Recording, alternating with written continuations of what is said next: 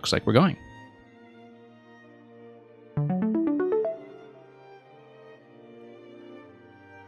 Okay, I feel like I have something already.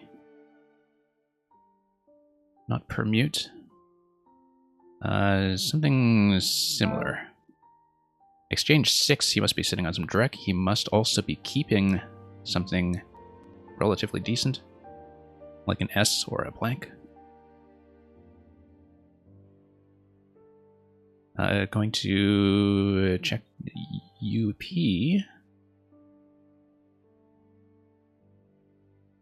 Otherwise, we are probably going to just do something that would allow me to dump the U for sure. Unless we can find something that will string, say, a 5-letter word from the P or the M on one of the doubles, but I think we'll just go for something fairly simple.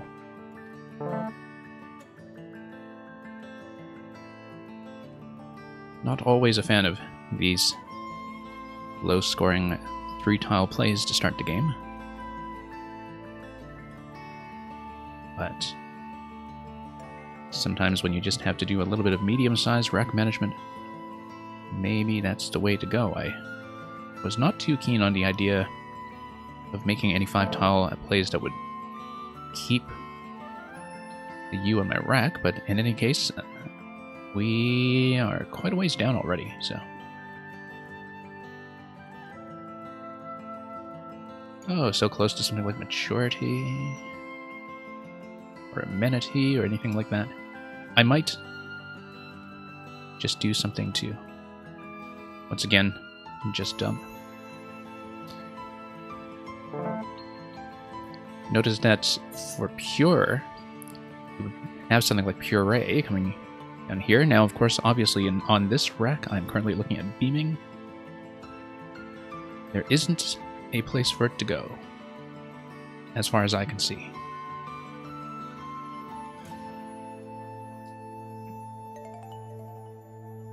Sometimes I would be looking at various endings through BLE as well, but that's not going to fit here, I don't think.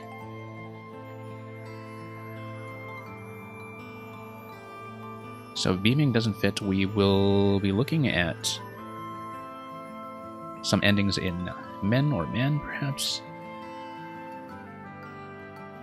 But I should be looking at 8, for sure.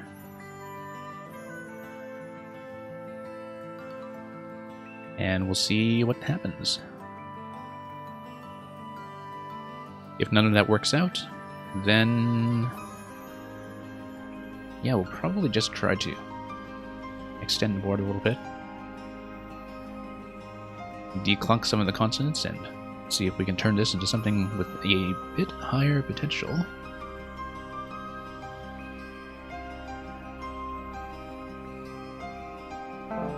Cozier, yeah, still no spot for me, as far as I can tell.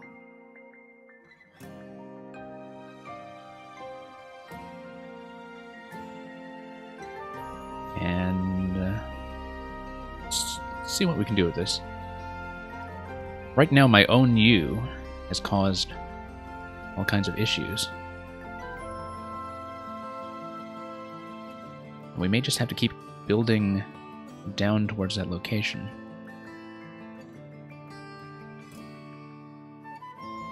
Unless I find something significantly better. Looking at some possibilities through these directions as well. Not really seeing anything too promising, so... yeah, I have to take our time sometimes when we are noticeably close to something, but I think we just need to extend the board a little bit, see if we can get to a better situation.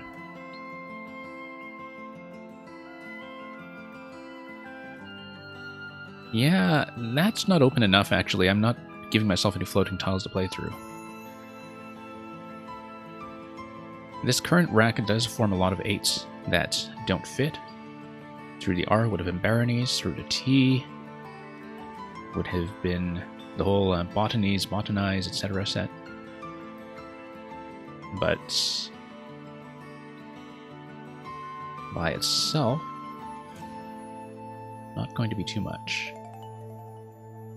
And my opponent, of course, has no incentive to open up further.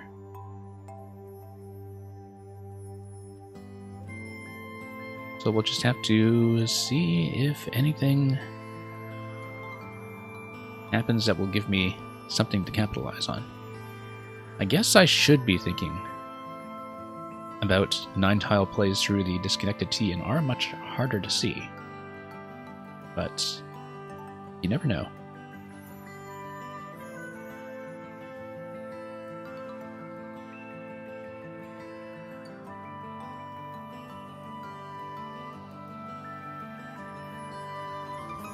We are just generally a little bit vowel heavy, I think. This will still not give me anything, I don't think, except let's check the D very carefully. Just in case.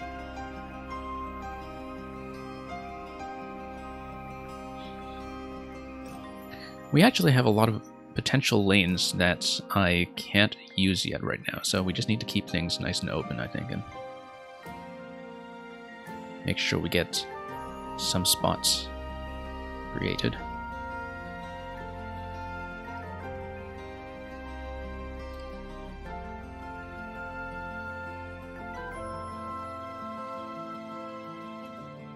Yeah, unless there's something else in baronies that I'm not remembering, I think we're not likely to find something else that would fit with the R. Should have checked this carefully because some things could potentially go over.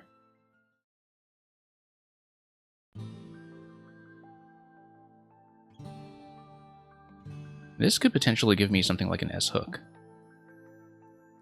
I'm trying to remember if Bola actually is good. I believe it is. Unless I'm thinking about Bolo.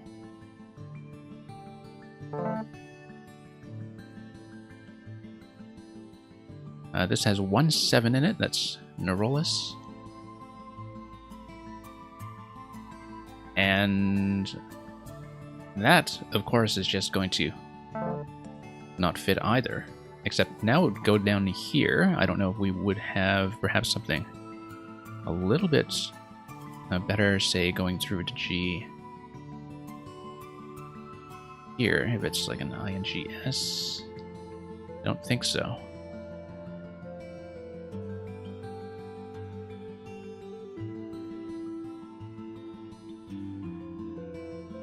But I do know that there's only going to be 1-7, so I might as well play it and try to recover our position somewhat, because I'm currently in a world of trouble.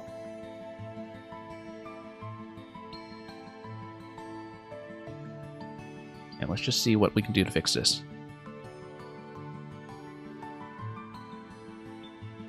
My priority now, of course, is just to take care of the Q somehow.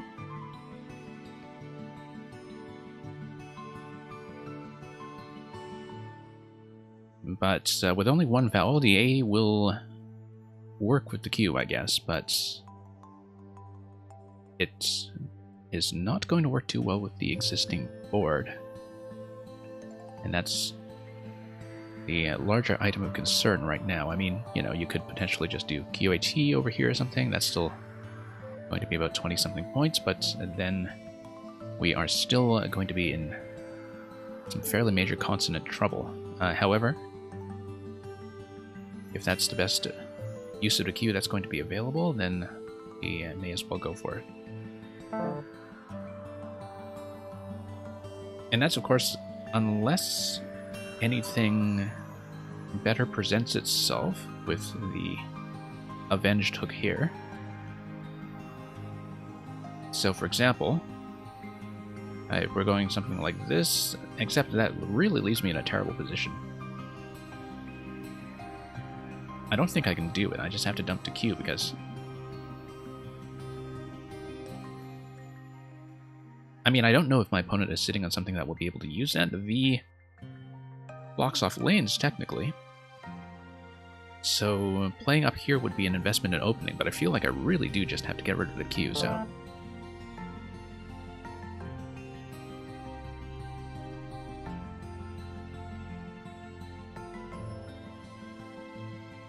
And... it's going to be a slow, slow road to recovery in this one.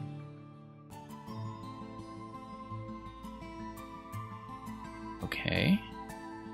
Let's see if we can do anything.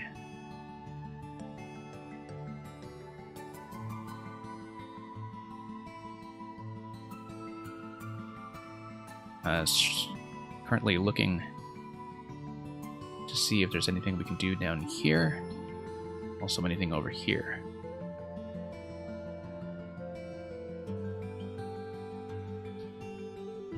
And not seeing anything great.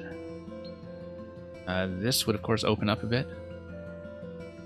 I don't have a good front hook to take care of that just yet, but I feel like the threat is what matters, and I also leave myself some room to go down here if needed. I am very heavy on consonants, though. The bag is slightly tilted in favor of vowels right now, and that's something that may wind up mattering. But we'll have to see.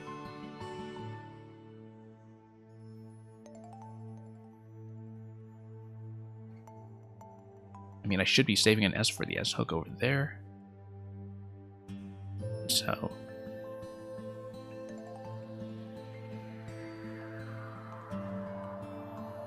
yeah, from about 80 behind, I will probably need to rely on the fact that, you know, the pool still has a lot of potential in it. You still have double blank in there. There's still quite a lot that could go on. Also, okay, that's one of the things that can happen. I was originally looking at just going windy down here, because that leaves me with something I can play with, but currently I'm also terribly aware of the fact that an X-bomb is still available going to this position. And, you know, if we had something going down here, that would have been great, but I don't believe so.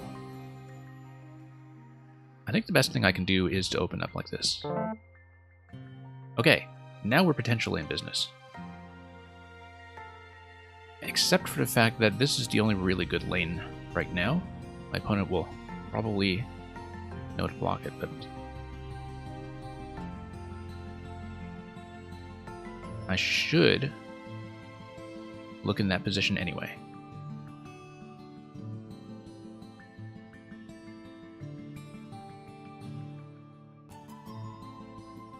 And we'll see if anything will reveal itself. And that's the X-bomb, okay. E position here is something that's also available. Current consonant vowel balance in my rack is probably not going to fit there very well, though.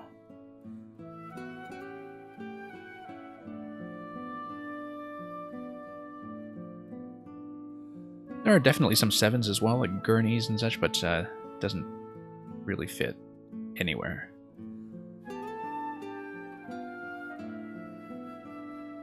Should think about the under. Unfortunately, you would need something like underdogs, not under gods. Unless there are under gods, but... you know, let's think about this for a second. No, I don't think anything fits.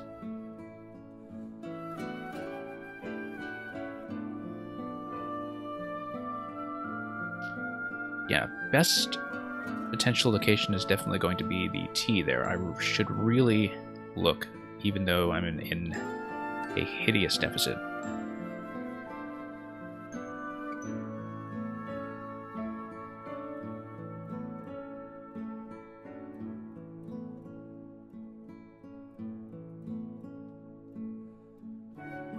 Not really looking great.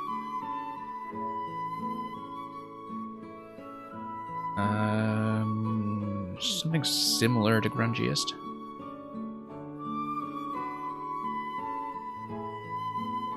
Nope.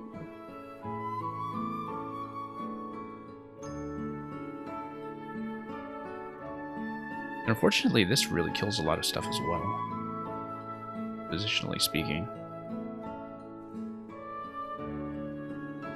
So, might be in a lot of trouble here.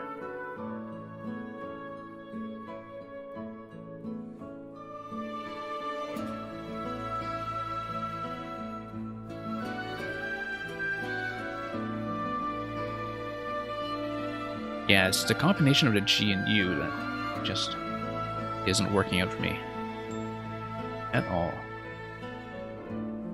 I might even just try to fish off one or two. Like play 6 over here. It doesn't open for me at all, that's the issue. Even playing something over here and just dangling that hook.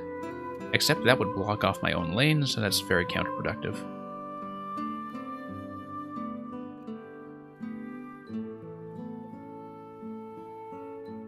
Yeah, this is not going to get me into winning position, but at least we are going to be a little bit closer to something.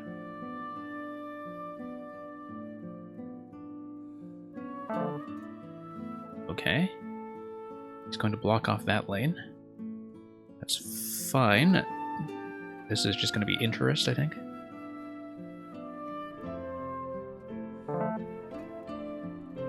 Maybe there was something better there, but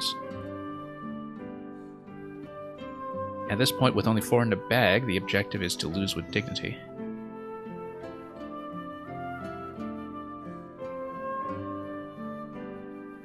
I feel like there was definitely a big miss in there in one of the previous turns. Still looking at this in case there's anything that would go, but I think you would need a T for sure for something like Beast, for instance. And that would be a fairly sizable play.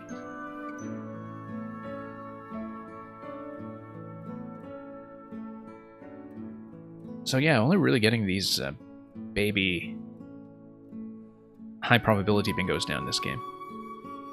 Not a good showing when it comes to the anagram finding abilities.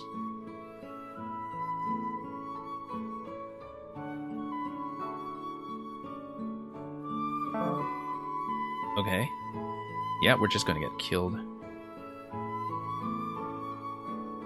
2 in the bag, I mean...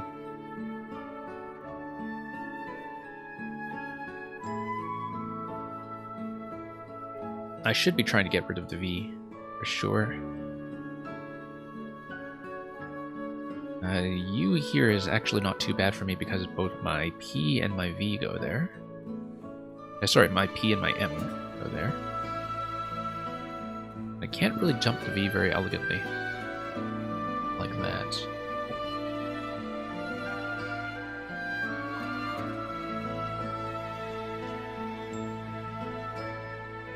Yeah, I think we'll keep the B in case of drawing the T into this spot here, but... Do we go Mop or do we go Palm? Mop would kind of kill the Beast idea, so...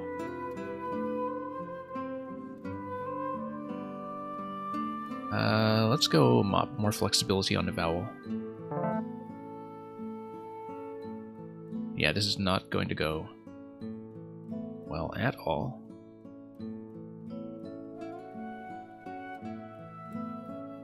This is probably going to be the move here, unless, of course, Give stays open for slightly more points. I did not expect that to be the case. And my opponent's just going to go out, so I should just go for the highest scoring play here.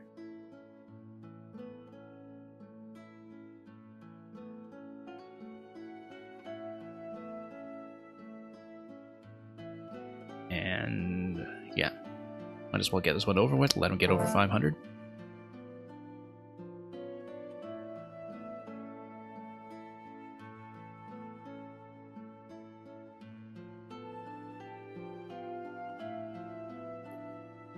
Alright, so this one could have gone much, much better, perhaps.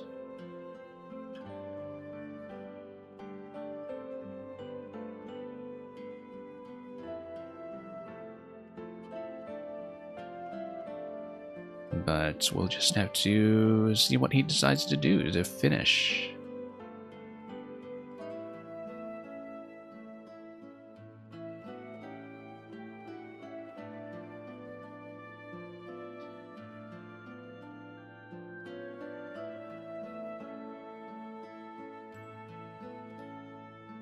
And I mean, he's definitely... Yep, gotten out. And we'll pass, and we will concede.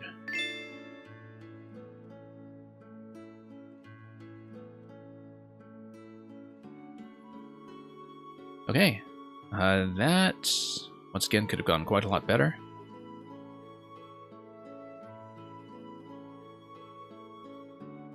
Let's take a look at the board once more and see what kind of plays we missed along the way.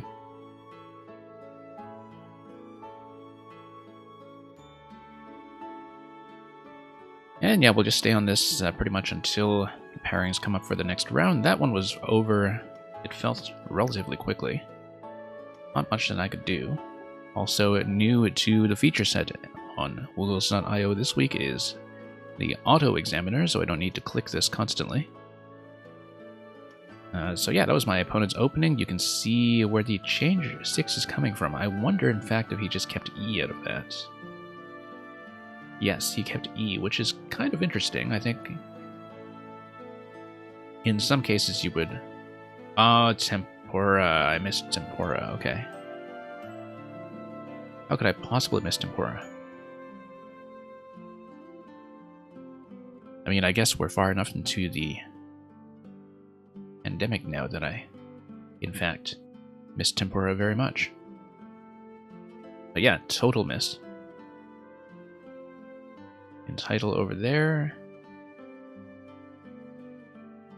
I was about to say earlier that I guess with a change 7 at the beginning, I think sometimes it's a bit risky to keep a vowel. Depending, of course, on what you draw into that, and you happen to have a draw that the E wound up kind of saving if you look at the double T, double I, etc. So that ended up working out. And yeah, don't really have much I can work with here. I had thought about amenity, but I didn't want to keep the U. And you can see that unity is better pretty much for that exact reason, despite being 10 points down. That doesn't really set up the M since you spend it, so yeah, that's a fine play, I think, given the circumstances. Lots of different options with the Z, and he's just going to go for Cozier, which is a little further down just entirely for reasons of leave, but the thing is, the nice thing about Cozier is it doesn't really create a new lane, unlike something like Zinco. Although, yeah, Ooze would create a lane, but a lot of these other options wouldn't. Ozonic would have been quite interesting, though. Apart from the O being in that dangerous position. So yeah, as you can see, not a lot of great options in the absence of beaming. I mean, I guess I probably should have thought about creating more lanes either way. And so maybe it was a better idea to be going up there. But here we're just going to struggle for a bit. And wood is going to go down there. I was hoping to potentially have that open, being aware of the O hook, but it was unlikely to stay.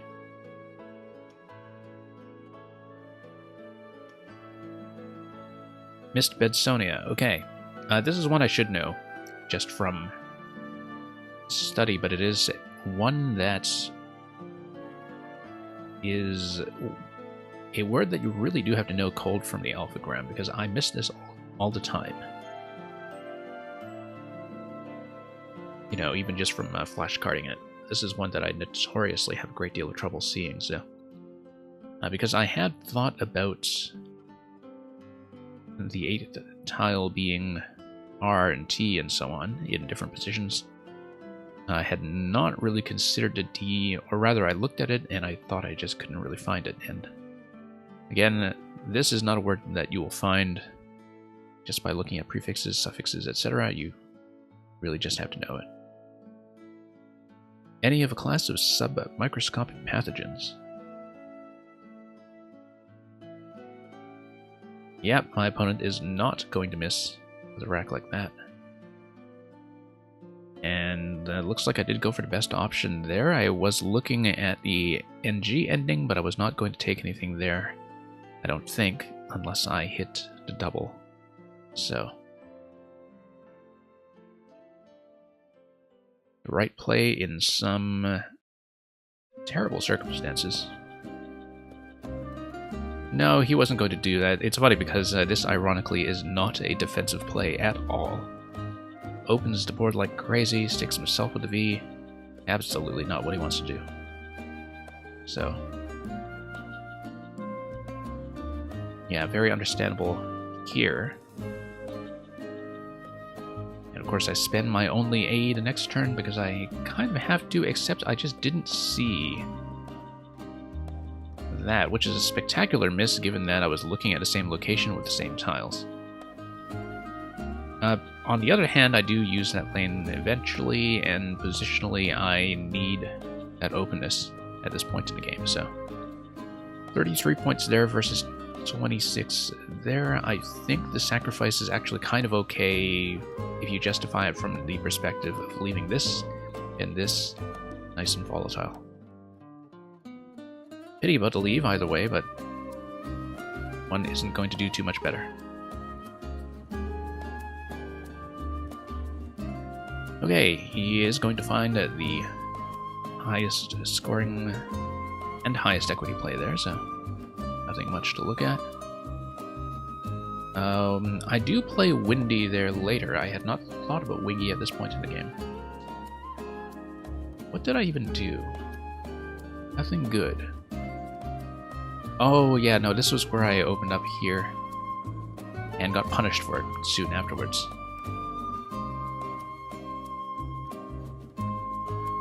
And yeah, Focus is going to go down. Let's see if there was anything better. Yeah, these plays are all going to be over 100. They're just going to, well, be quite a problem. Only little optimization was having hay there. This is actually the better play as well from the perspective of not opening up something like the next bomb, although of course my opponent is the one who gets to capitalize on that several turns later. So yeah, Wingy and Windy, once again, if I had thought about Wingy, I probably would have preferred it over Windy. Although the NG together are not going to be too bad, I don't think.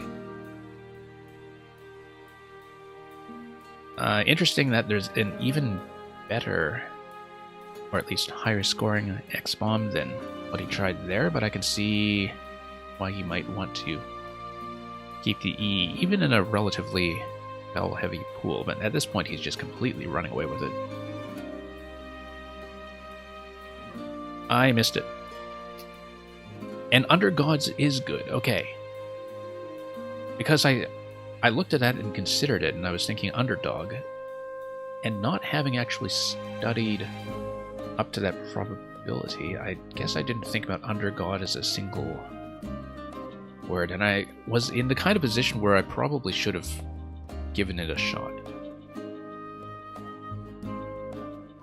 Where was the spot for Gurneys? I didn't... Oh! Okay, so this was a bad turn in general. I saw Under Gods and I passed on it. I saw Gurneys, and I didn't see the Oxy hook, because I was thinking entirely about Oxo. And so this turn was just an absolute mess, and even if I had thought about Oxo, Surgeon would have fit in that position. Unfortunately, no. Sungoer is not in the room.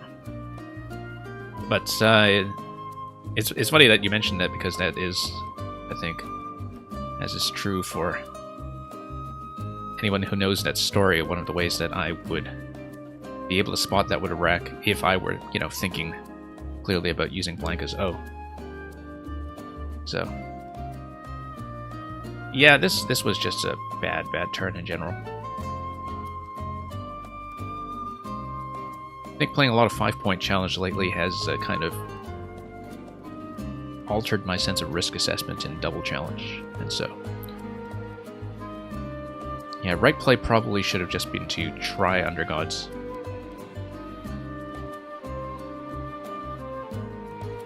But anyway, yeah, so that was just kind of a junky rack management play there that didn't really accomplish much. Yeah, interesting. Yeah, he basically has a choice of 2 lanes after that. He knows that blank is still unseen. He goes for the same tiles here instead. Which, I mean, either way, with a rack like this, yeah, I kind of benefited from him blocking the other spot. And of course, all this time, look at this parallel too. I wasn't really thinking carefully enough about this as a 7 size lane. I was thinking about some parallels, like short parallels, coming over here earlier. But maybe should have considered it a little more carefully as a spot with some bingo potential. And of course, in the absence of that, my opponent is just going to take it. Although, yeah, some of the better J plays that are available, you see basically all up in these locations. I doubt he would have dangled the J there, even with not much left in the pool that could make use of it. It's, well, there's Aji, I guess. And Aji would probably be the biggest issue there.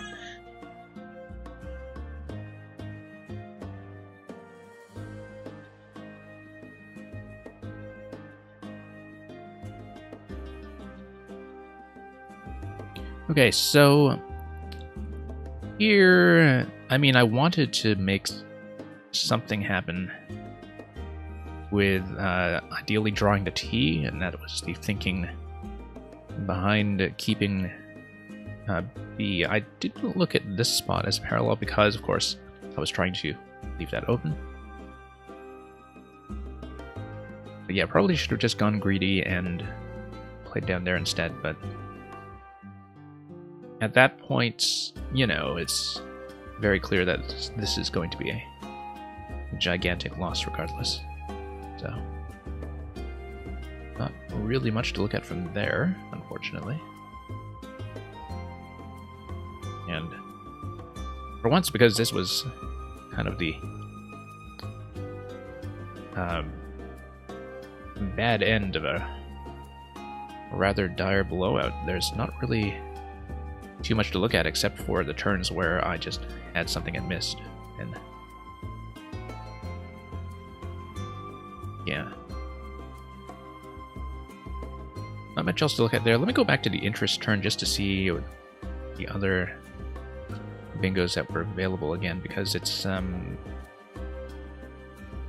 interestingly enough, even though the pool's not going to be very cooperative with an additional bingo at this point, if I were thinking about some kind of 2-play catch-up, having this not kill a lane down the right column is actually not bad, especially because, I mean, the Y is kind of a long shot here. The main issue here, of course, with thinking about an additional bingo is just the lack of potential in the remaining pool, which is given the valid distribution, to V, to J, etc.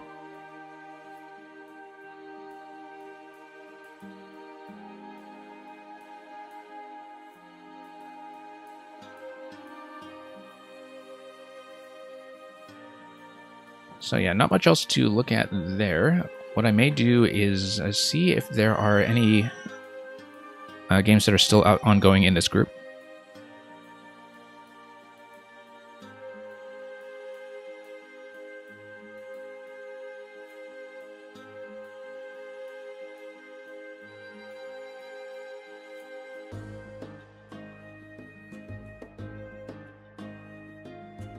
And yeah, it looks as though the group is actually done, so just going to be waiting for pairings for the forthcoming round, I believe. Not clear on who I'm going to be playing with just yet. But yeah, it looks like a very high-scoring game here.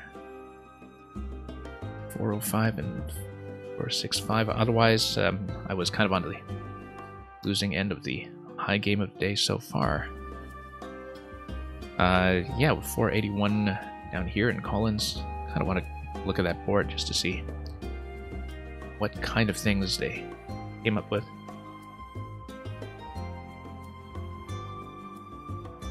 Okay, I have to show you this. This is in the display. I don't know when this happened.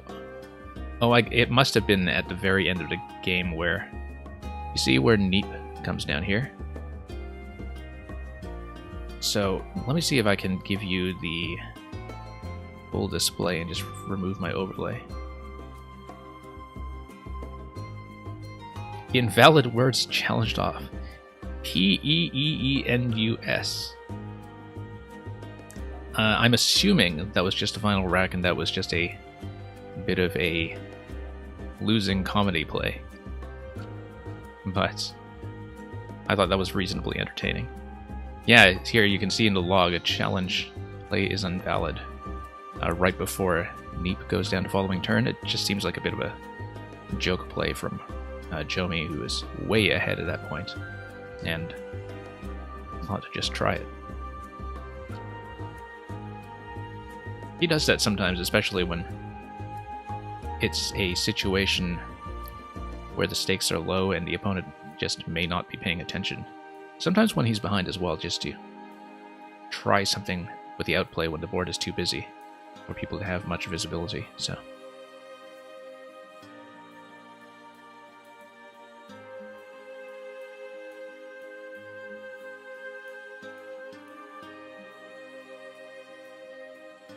Yeah, looks like this is how it went down. And of course, that was not going to stay. Yeah, let's go back to the lobby, see if there's anything else to look at for the time being while we wait. Might as well scan over some of the other boards. Oh, we actually just had another one finish. I wonder why it didn't show up as a game that you could spectate. Probably because we came in right at the end.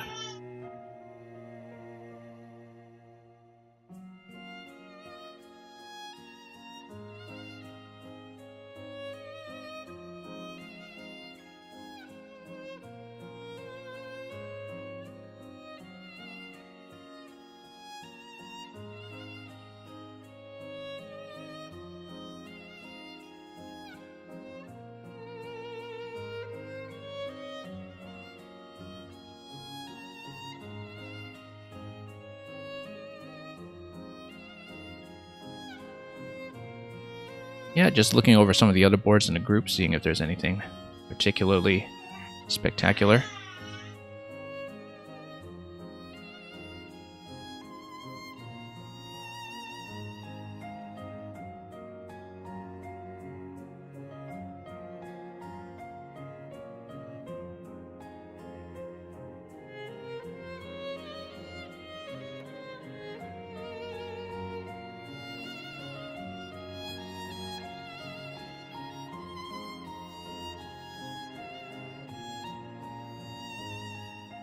Yeah, this Collins board here looks pretty interesting, fairly a decently scoring game. You can see that it looks really kind of chunky as a board, but I think they had a couple of things open early and then just start blocking up from there.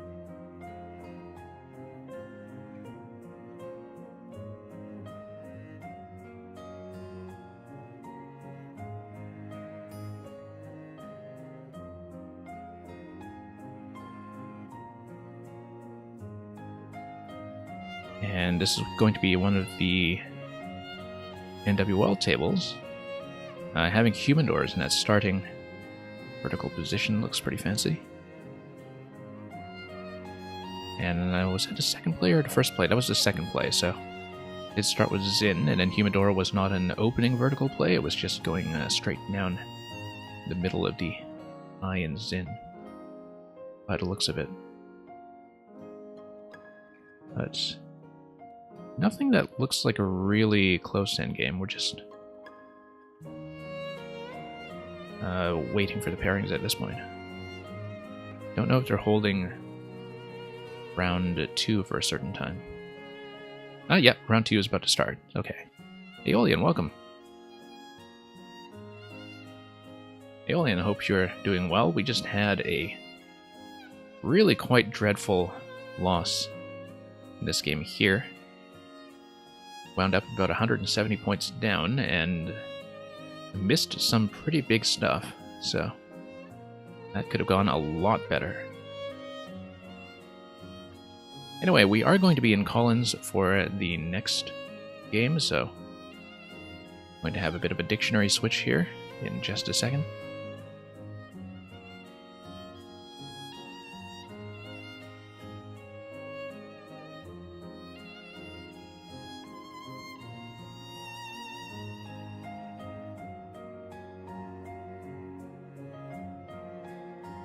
And so yeah, we'll see how this goes. Infusion, thank you for the lurk. Yeah, just gonna send greetings to my opponent. And for those of you who just came in, this opponent, Jomi, is actually somebody who is also a Kaizo Mario player in his own right. Also does a little bit of Mario Maker, but doesn't really do community stuff too much. Mostly just involved on the ROM hack side. But it is somebody I know through Scrabble, who I just happened to have that in his arsenal as well, so. Okay, V is going to make the E here, pretty safe from anything I can try with the X. I might go this way with the X anyway. And of course, S hook here is going to be pretty threatening all the way through. Of course, this is Collins, so Vax also works. Don't really like how consonant heavy that leave is, of course. I think we have much better options. Yeah, I just go tax. We have the A for the taxa hook, and I kind of like that idea. This looks like a something.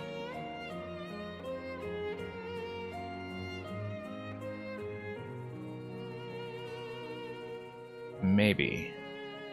Sometimes you see these racks that are maybe one tile off from an actual bingo rack, and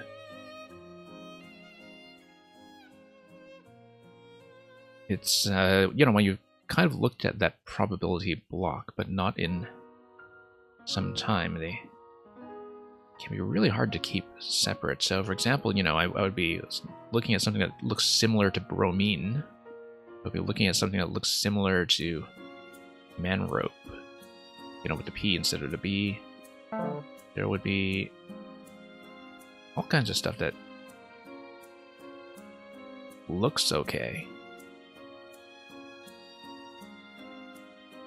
I should be thinking about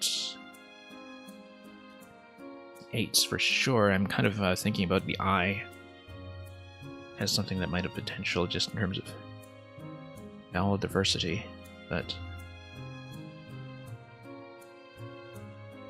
failing that, let's see what I can do.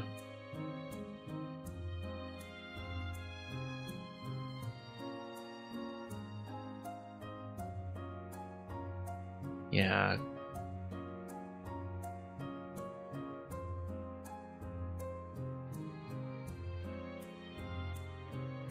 Might just do something like that.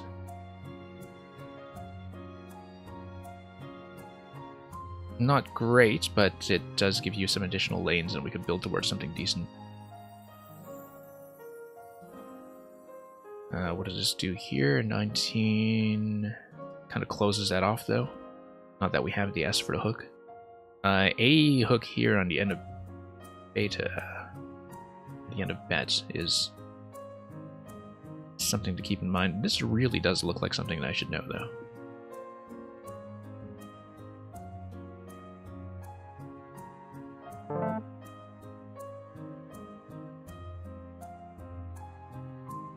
And the thing about small plays like that is that you just totally give away the game when it comes to making it very obvious what you're scrambling to do. But Graphite, this dangling S spot is looking murderous.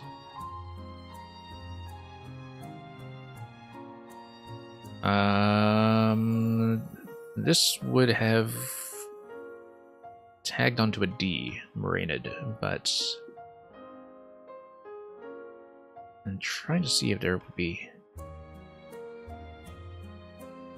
anything else, like through the T, for instance, through the R, although that would double the R.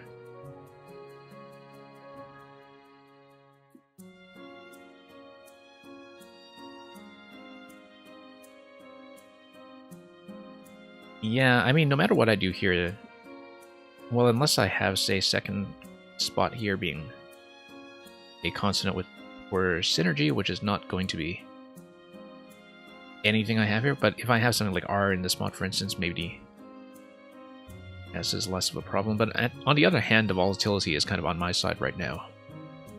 So, thinking about the G up there, especially with the NG combination.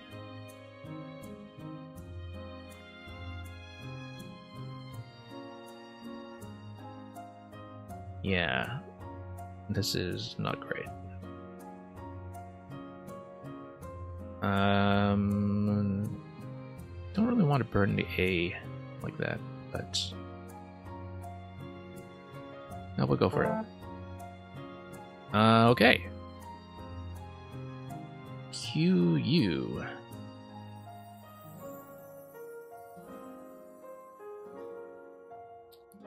See what we can do with this. So close to something like Inquire that would go down, say, to Taxi or anything like that. QU would go down here, except the third tile would be a problem. QI would also go down there. You know, because ITA is good in Collins. If we want a quick dump for 45, that might not be a bad idea, even though we are keeping U and the second M. Did I seriously miss Geranium? Oh no. Okay, I'm also not running the bot. Let me get that fixed up quickly. Forgot to actually start that up.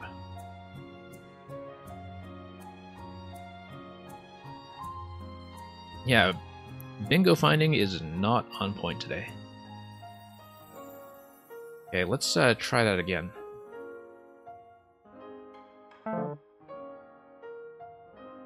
As evidence of shame.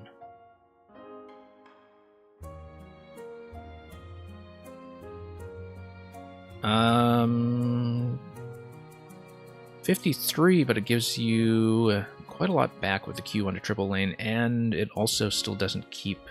It doesn't get rid of the NN problem. I feel that if we are going to be using the Q in a similar fashion...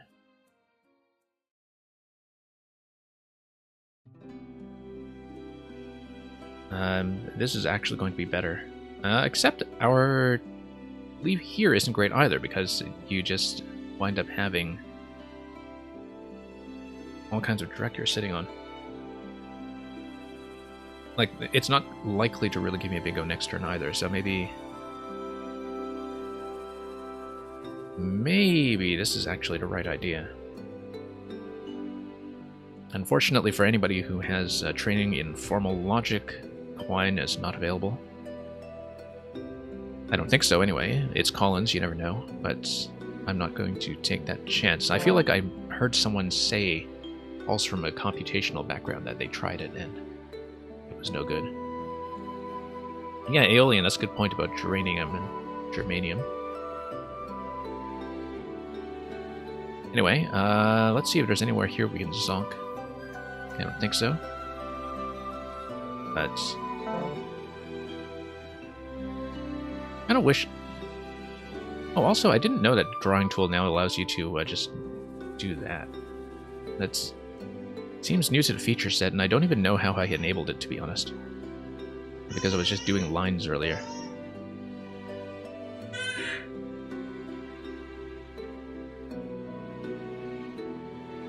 So Quine actually is good. Okay, that's news to me.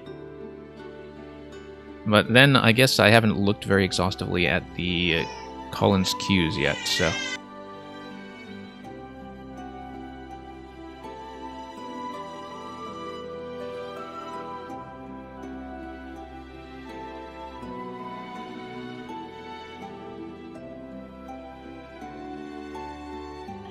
I don't actually know what a wenge is, otherwise I would think about tagging a D on it. Maybe not this turn, though.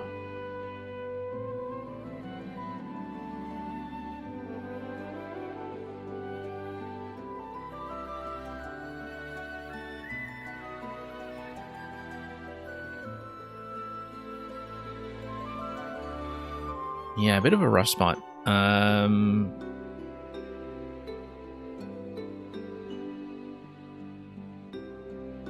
I mean, could also just dump consonants. I was thinking, you know, it'd be fun if this or something were good, but I am pretty sure I'm just making that up. Small consonant plays are really not going to give me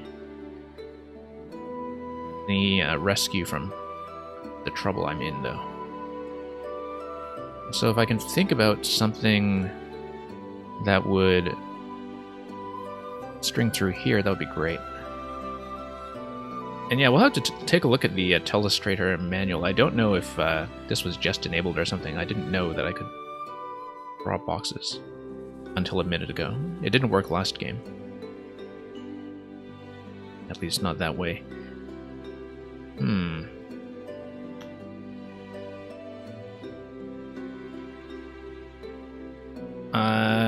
30 play here is maybe a bit better. It doesn't lock everything up. Having the S here now is also going to help quite a bit. Because then you can do something like NERS, maybe? Would have been better with... unless I'm thinking of that with an L. Yeah, maybe it's something that's just been implemented. I don't think I pressed anything or did anything differently, but now it's only letting me draw boxes. And it's possible I had some kind of accidental command entry, or it's just an experimental feature that's being tested as we are playing.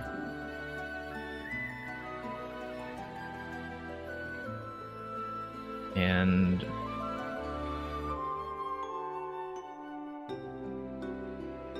yeah, I guess I didn't know if wenged was going to be.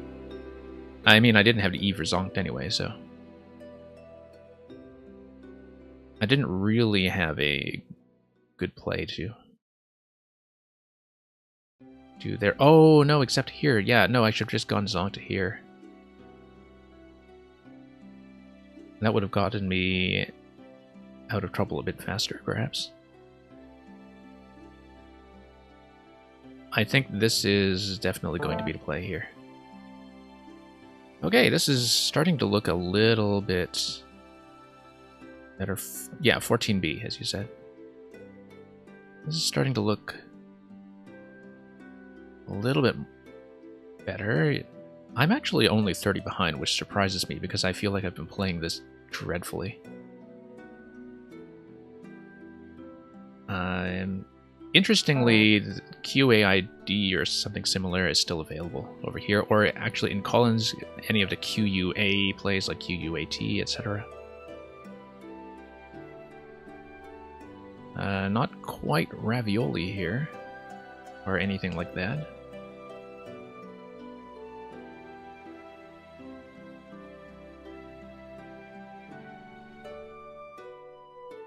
Not quite Enviro or anything like that either.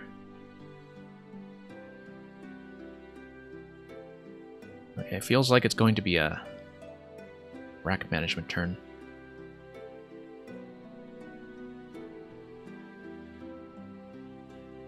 Unless...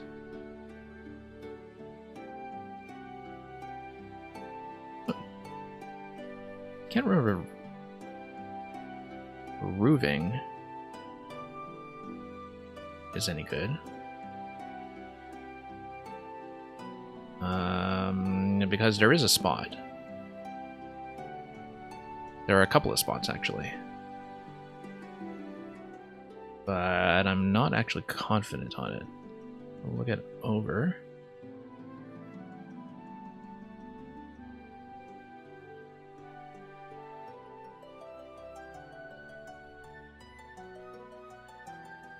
And I'm not behind by so much that I need to try something crazy.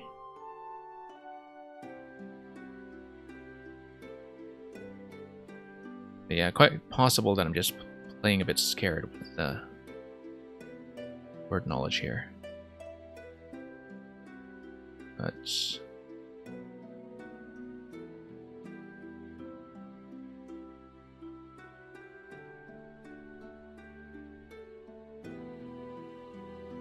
I mean, with the blank in hand, just going to look at this carefully.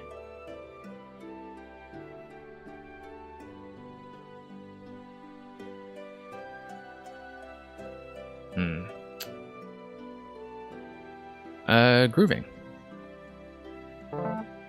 That's something we can be reasonably confident about.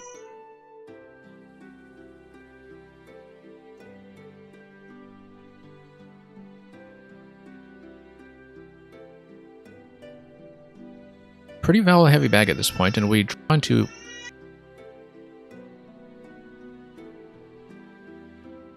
Sorry, pretty vowel heavy bag at this point, but if we draw into an A, we still have the ability to go like Q-U-A-Y or something. That's assuming I don't just play off the U elsewhere as our only vowel over the course of the next turn. Because that's something that might happen instead.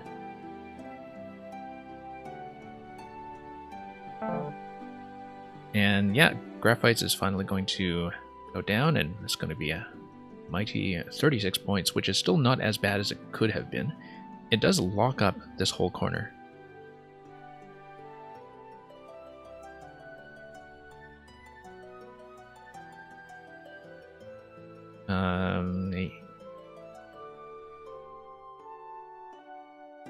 Yeah, this is W-U combination.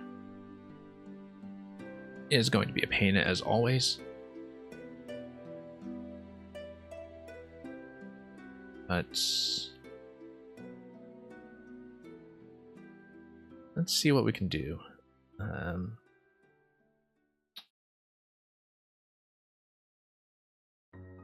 Actually, all of the consonants here just clash like crazy.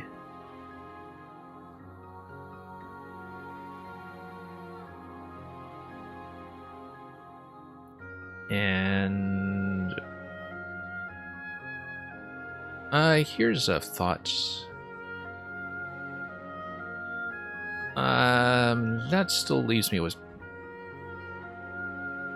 a pretty awful rack. Maybe there's some word for Jim.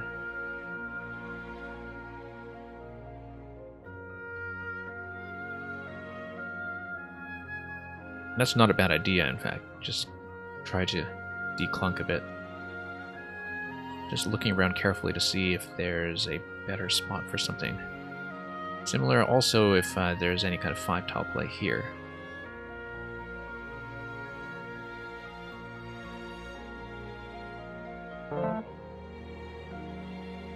Okay. We've got the other blank, so that is encouraging if we can get ourselves out of trouble. I mean, if not totally unthinkable that as we get into an endgame situation, we would want to do that. And even if we do spend a U, the blank is available to spend very similarly.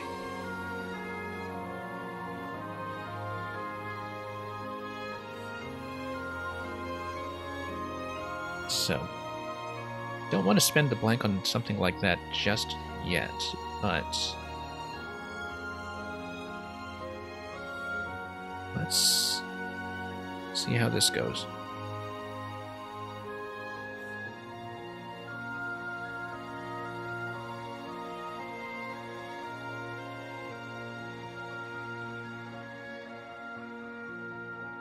Yeah, the sort of rack management play would be something like this.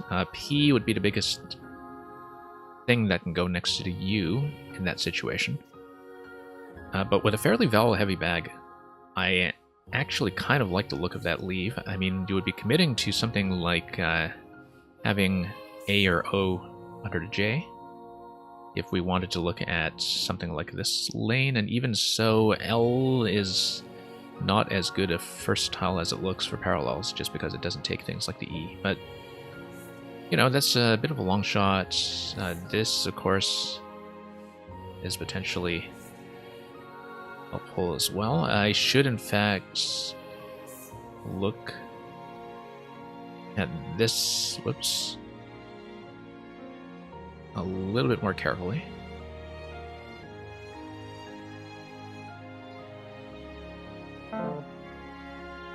Interestingly enough, O plays can still go over there.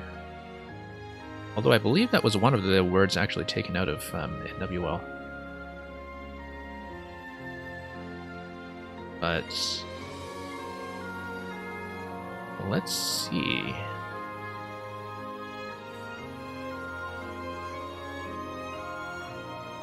I mean, it would be funny because this also takes U at the end in Collins, so, you know, something like Louis, if you wanted to do a vowel dump, would actually still fit under all of this stuff.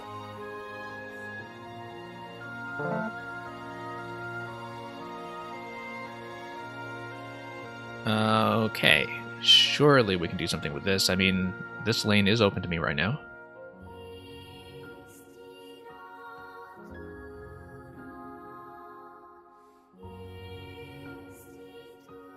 And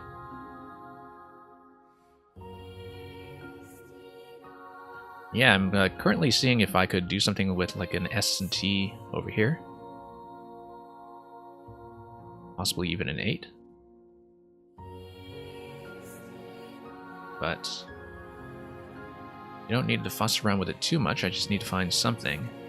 I think he probably knows this is the most dangerous spot, though, with a blank still unseen. And so I'm not counting on it staying open. We should be thinking about whether blank as A or blank as O is going to get me anything there, and I think with this rack the answer is no. But I was kind of looking at down here at the spot here as well.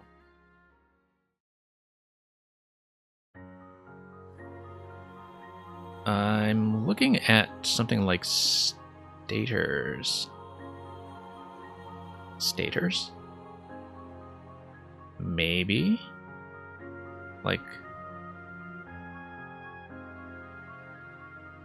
Or... I mean, that would be the whole set that has, like, tasters and so on, right? So...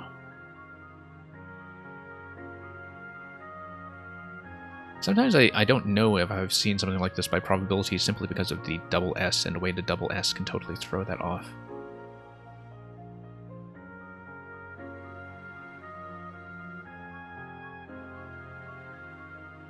Okay, you know what? If it gets challenged off, we still have 2 spots. Because we'd still have something like spatters or... perhaps going there, so... Let's just go stators.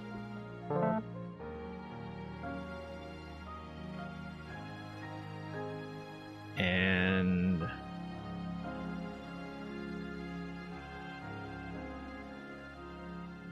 3 tiles left in the bag. Notice that... Okay, I was about to say notice that this is still available.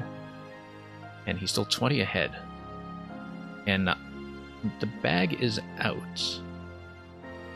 CC on my opponent's side, which actually makes me think of the Blitz game that David Eldar just played with the CC showing up on his opponent's rack in the endgame win. And that was a game that was played in the last Blitz round. That would have been last night in NA time. And a very thrilling thing to watch in that,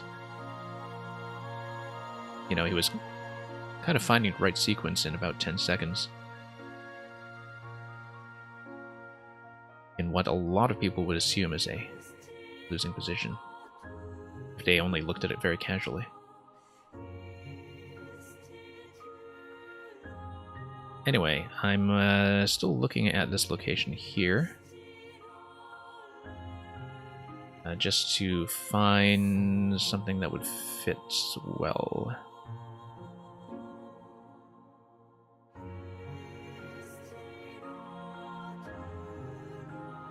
I mean, a lot of 3-tile fits like this, but I want an out and 2 sequence. I've got 3 minutes to find one. Looking at the fact that my opponent has the 2...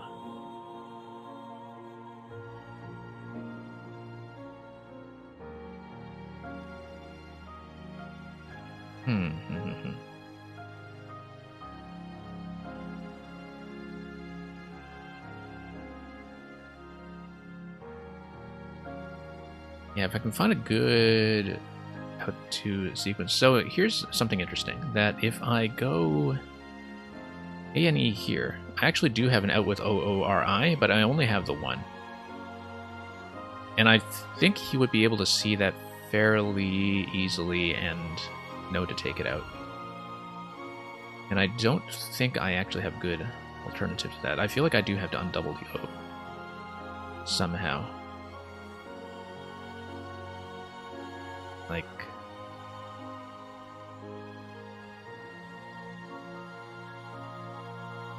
you know, no, way too all heavy.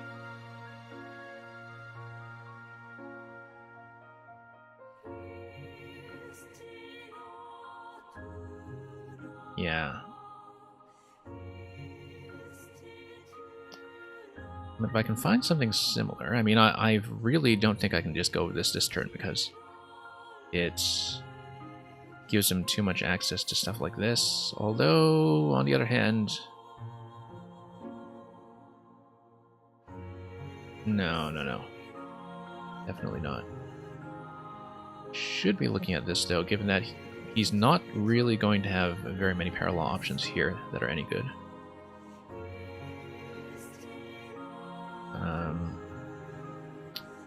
Except my consonants don't fit here. I would need a vowel on this.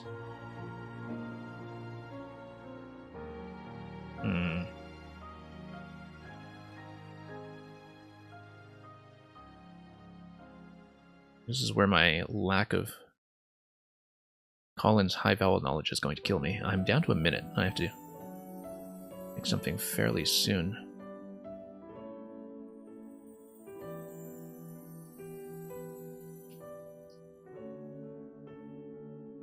I mean, I still have some chance to outpacing him, given just the fact of the C's not being all that useful for him here. I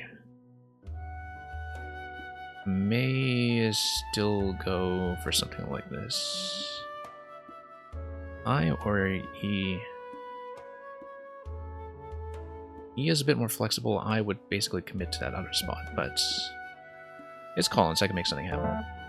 First choice is going to be here. I think he's going to block it. We should look for second choice, which is going to be, like, should look for parallels that give me something to work with.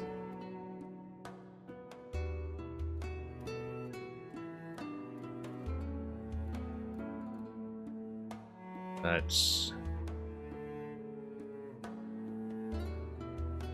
JOR, I feel like is good in Collins, right? JOL is good. Yeah, we'll have to see, because I think he's probably going to outpace me. As long as he sees this, which I think he will. I feel like this was winnable, but that I didn't find anything close to the optimal out sequence. if we have time to look at this one, I definitely want to look at it. I might even begin with looking at the endgame.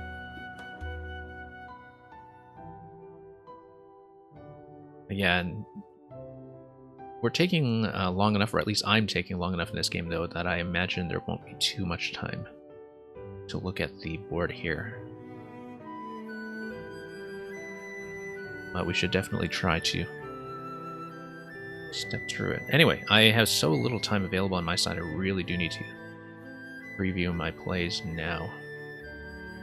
Oh, you know what? If I'd kept the E, I guess something like a... Okay.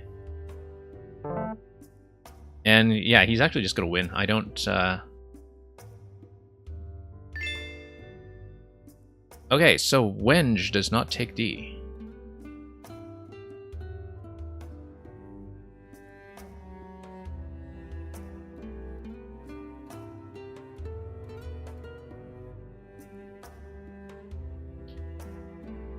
So yeah, I mean, I guess my evaluation of whether Wenge was good was kind of based on the fact that I was considering it myself the previous turn. But...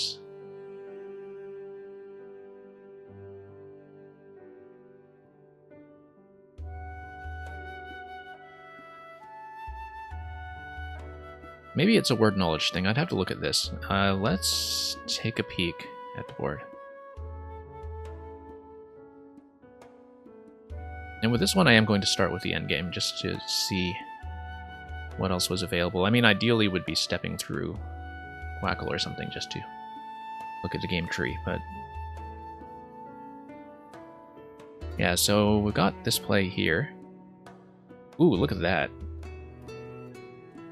That's a lot better, because 0-0 is very flexible. On the other hand... yeah, 24, that would put me close, but... oh, I'd forgotten about DAE. That was the issue here.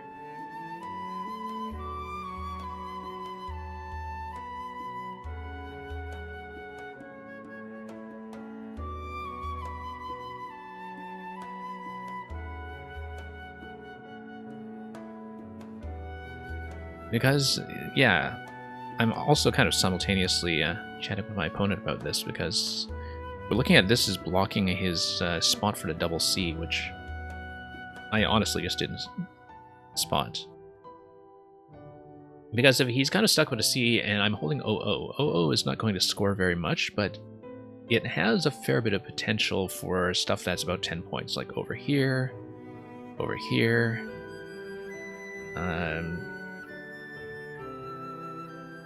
Oh, and he has Pectic for 14 after that, so... basically, okay, Rain would get me up to, what, 398.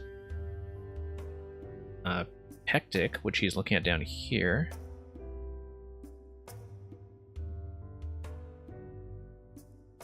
Yeah, so I'd be at 398, 408, and I think I could actually win.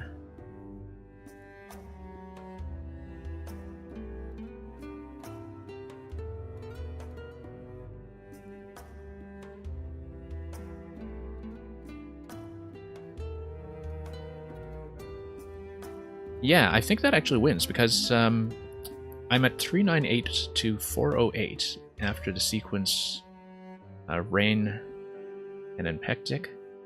Here's the thing, do I actually know Rain very well, though?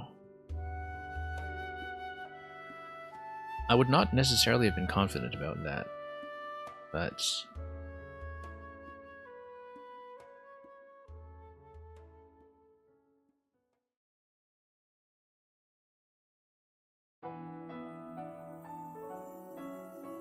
yeah, I mean, that's partly a word knowledge issue that I would not be confident in something Collins only like Rain. But if I have this for 24, and he's saying that the best find that he could think of was Pectic over here, although we'll look at a board in a sec to see if that's the case.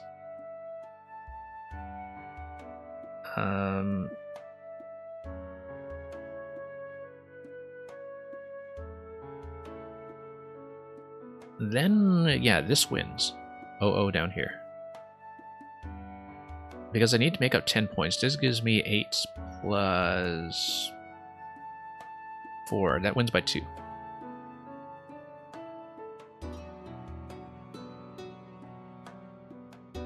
But once again, it's sort of a word knowledge thing on my end. Yeah, I was specifically thinking about Aeon there, but and I guess that would have given me a few more outs to work with. Maybe. IOR, that's still kind of awkward, to be honest.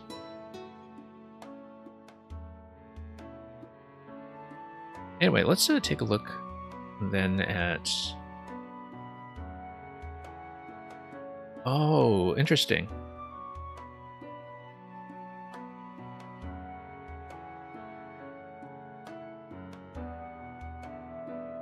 So this would have been interesting. I don't know if the same as like a chicken tikka or... Okay, no. It is Hindi, though.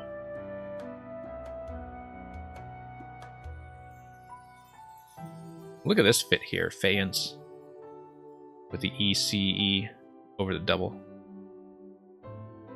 But yeah, if he's trying to unstick himself and dump both C's, then that's definitely a winning move. But again, there's a bunch of stuff here that I just don't know.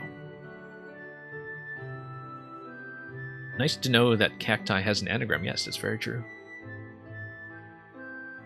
I still have tons of trouble visualizing ST. I've had a lot of situations in Collins where I just don't see ST. But... he's telling me that I had Hornbeam on an early turn.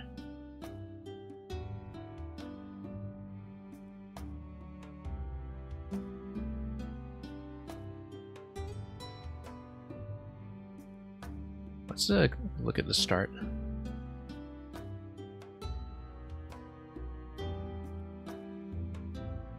Yeah, that was the rack that I thought I had something that was very close to. Interesting, and look at this Xanthem with the X at the start. That's really quite something. Only a 6 there, but only a 6-tile play rather, but out of that rack, yeah, you probably want to just open up, turn over a bit. And that's just a very cool looking play, so...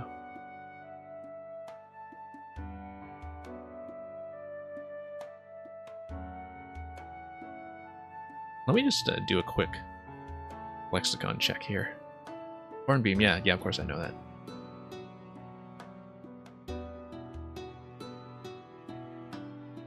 And Bania is confirmed good.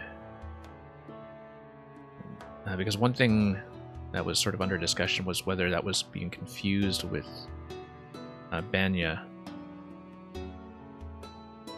Did I consider Max in my opening play? I actually didn't, and I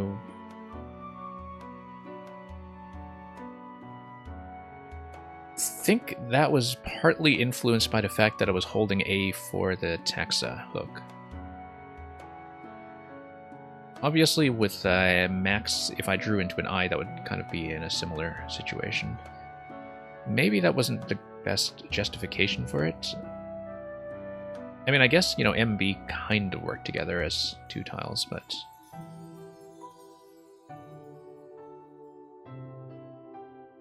hard to seize this stuff sometimes. So. Anyway, thank goodness for the auto-analyzer now. Much less clicking. Yeah, so Hornbeam was the only thing there. There's also Maneb. I don't know what Maneb is.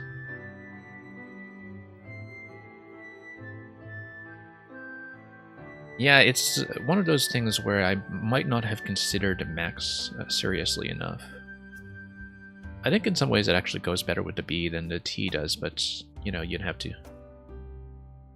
look at Leave Calculator for something like that, perhaps. Okay, Maneb is good in both lexicons. That's one thing I'll have to remember, because... like, 5 is using the 3 pointers...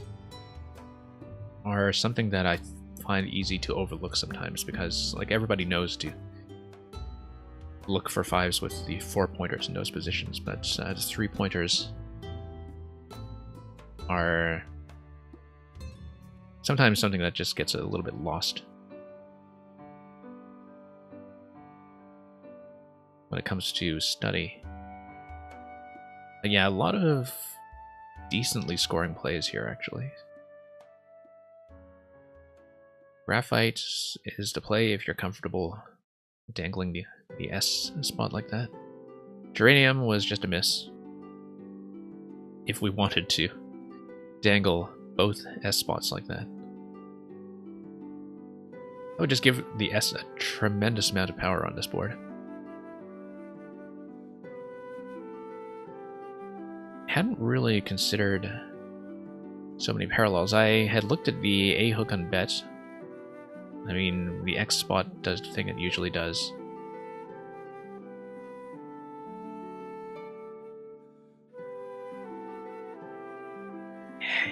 What is this? To hide. Okay, it's not like you're flying in with a helicopter or something. I think I should know that. Collins, right? Yeah, Collins only. And because it's not a hook 4-letter word, that's why I wouldn't really know it well. Quine is going to be better for leave reasons. We'll have to remember that Quine is in fact good in Collins and that it has nothing to do with formal logic, at least not according to this dictionary.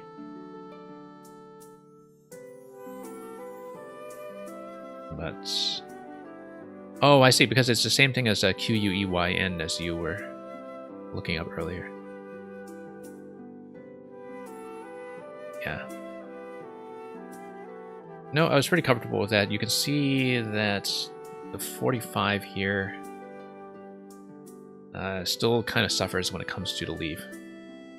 Because you're likely to draw not really into a bingo, but into just low point direct. In terms of the wreck next turn, so. Wenge is good, the D does not fit on it, but let me just check this quickly. Because it's a kind of tree. Like the hornbeam. Zonkt was absolutely to play. Yeah, I was looking at the ZOU start there, but I didn't think I had anything that would hit. And look at what a drop there is in the equity, just given the horribleness of the DNNV leave, that this is scored by the analyzer as 18, down from 37. It's like a minus 19 on this thing. Between the V and the doubling and the consonants and everything, it's just yuck. Yeah, I find that there are a lot of things that we take for granted intuitively that need to be corrected sometimes by a proper calculation of the equity. And I know that, you know, a lot of the top players, they just know the arithmetic, or at least have some good heuristics for the arithmetic down well enough that they can just treat it as a calculation problem. Particularly if they've stepped through a lot of stuff in Quackle or Leave Evaluator and so on. But I'm not quite at that stage yet. I feel like I do a lot of guesswork sometimes when it comes to Leave Evaluation. And that gets me into some trouble. Oh, you know what? It's funny that I hadn't really even considered when I had the S-Play myself that I would do anything with the S in the graphite spot that we had been talking about all game. But as you can see, the leave is still absolutely dreadful. Still a minus 16, and that's only because you have an O to at least save it with a vowel. But yeah, Jello is great. Look at this Lapji. South African Lappy. Some of these, yeah, both of these are Collins only, I believe, and they're kind of nice ones to know with the J in Very weird positions, but where with the J in 4th position, you can get some really interesting plays sometimes when spots like this, or you know, that kind of location. So, because there isn't that much like that in NWL. There's a Kopje, like Kopje, I think, but very little that actually puts them down there. Anyway, I do need to get into the next game, so let me just step through very quickly to see. What is Pitaya? Also Pitahaya. Look at that. That's a nice one to know. And yeah, Wud was not bad at all there. Look at how well evaluated it is. It's sort of assuming that you are going to hit. Very much a near bingo rack here. And lots of things to choose from here, but none of them are really going to do the job, just given the situation we have for endgame. So, I mean, I guess this was kind of dangling the whole game as something that we would have to race to, and I just barely missed out on it. So, we'll get into the next game. The next game is going to be NWL, so I'll just head back to the lobby and we'll get paired. Oh.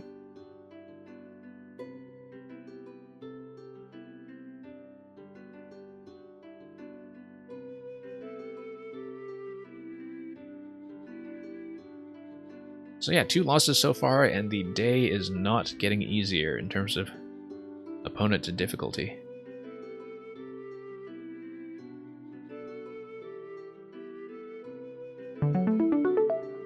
Anyhow, we are in.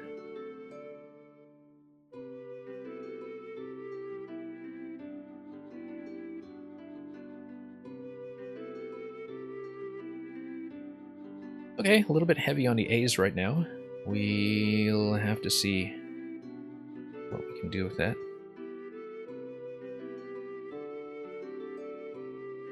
Ideally, I can find some way to play off 2 of them, but we'll see. It's going to depend quite heavily on what comes down.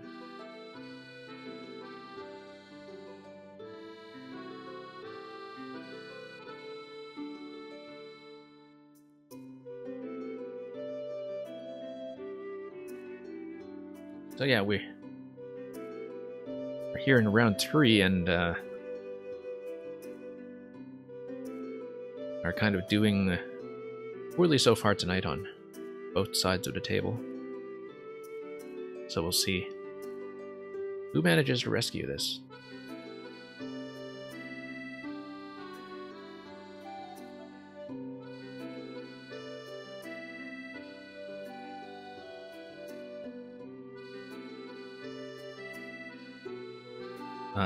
It's going to be a fairly lengthy turn here. I'm just sort of thinking ahead to what kind of possible words could be made in a way that would help me get rid of at least 2 A's, perhaps.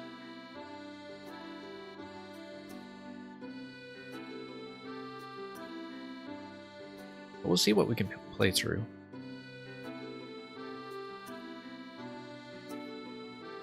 I mean, I might just have to make some kind of vowel play. Depending on what kind of desperation we're in. You know, just put an AA down somewhere. And yeah, you know, the leave that we have coming out of that, okay. It's like we're both dealing with some balance issues. I mean, the thing that kind of suggests itself would be something like parade, for instance.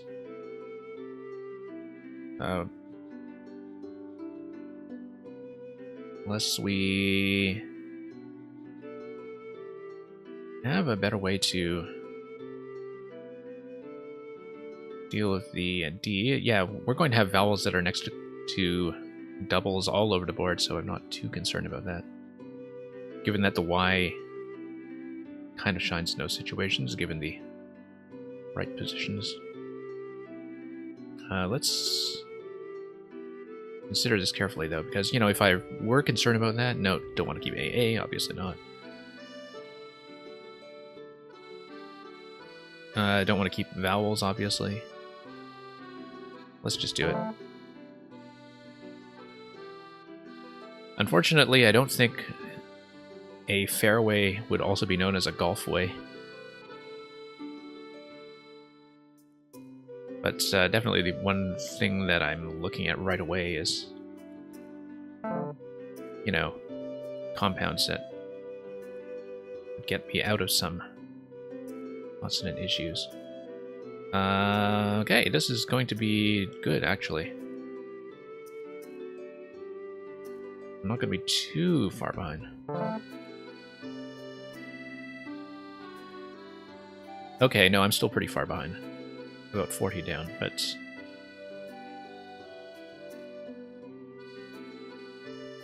not in a terrible spot yet, I don't think.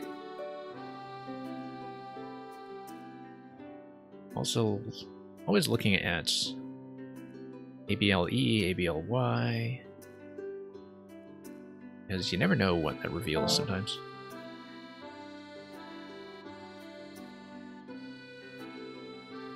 Quote over there. This is going to start, whoops, locking up. Oh, also notice that the drawing tool is back to lines, so I don't actually know how I managed to get it to do boxes. I think it is some kind of hidden command that was newly implemented that I just didn't know about. I mean, I can also do something like badly. We're going to do very badly.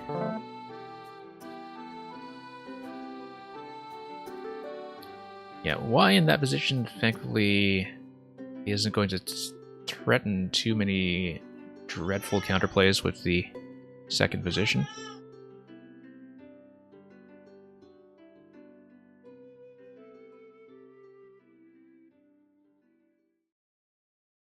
The doubled G here is not great.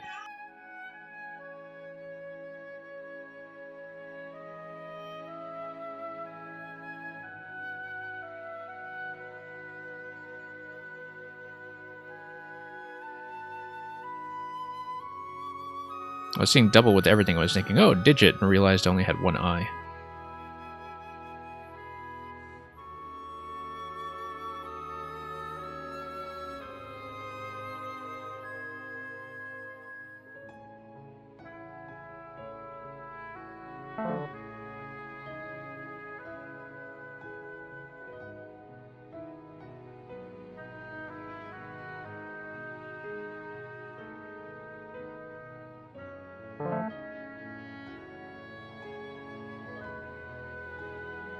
According to release notes, you can press S to snap your drawing tools and D to revert to freehand. Okay, thank you. I guess that must have been a very new patch then to the feature set.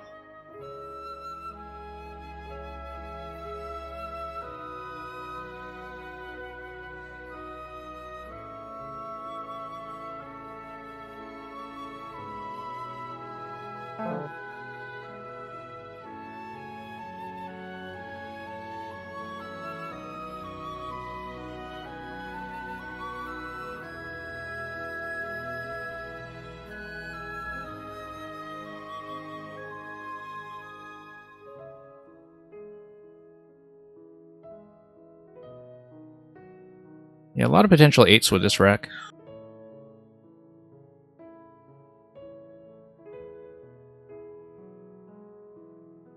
I don't really see them yet, though.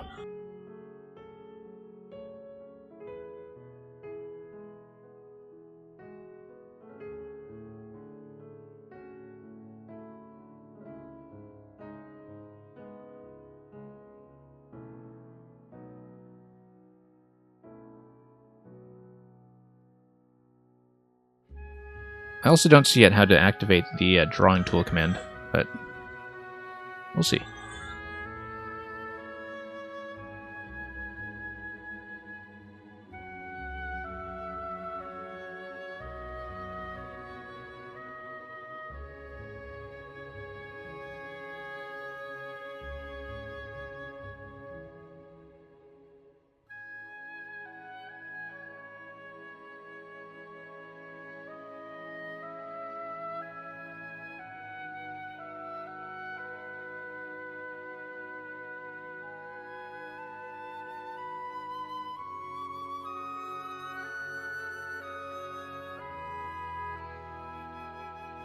Yeah, not really seeing great options here, unfortunately.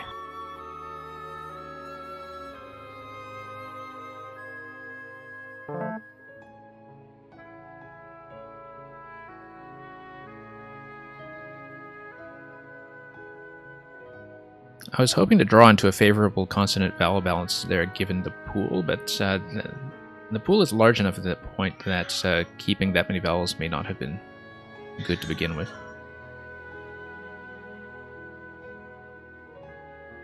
It's possible that I let the pool excessively influence a lot of leave decisions sometimes when the equity value isn't going to be too heavily swayed by that. Especially if it's fairly early in the game when you have lots left in the bag and, you know, you're not necessarily going to draw into distributional differences that exist in the pool. But it may be just a cognitive bias on my part that I don't play around very well. Wonder if it's being worked on and it just reverted. Yeah, because I know that they usually have all of the commands implemented as you hit 0 and type something else to change color, etc. But I have not gotten the grid working a second time either. So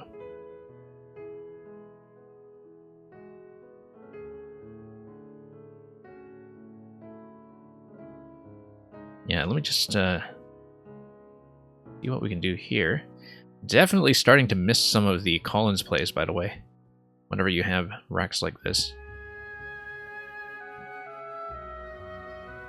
I mean, there are vowel dumps that you can do, but I want to not keep U, ideally, and I do want to keep E, ideally. And I don't see a great way to get everything I want. I'm so far behind at this point, too. It's not going well at all today.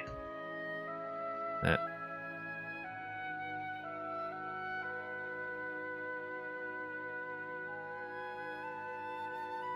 Might just go with something like this. It's still very vowel heavy on my side. I think I just need to draw out of that, open up the board a bit.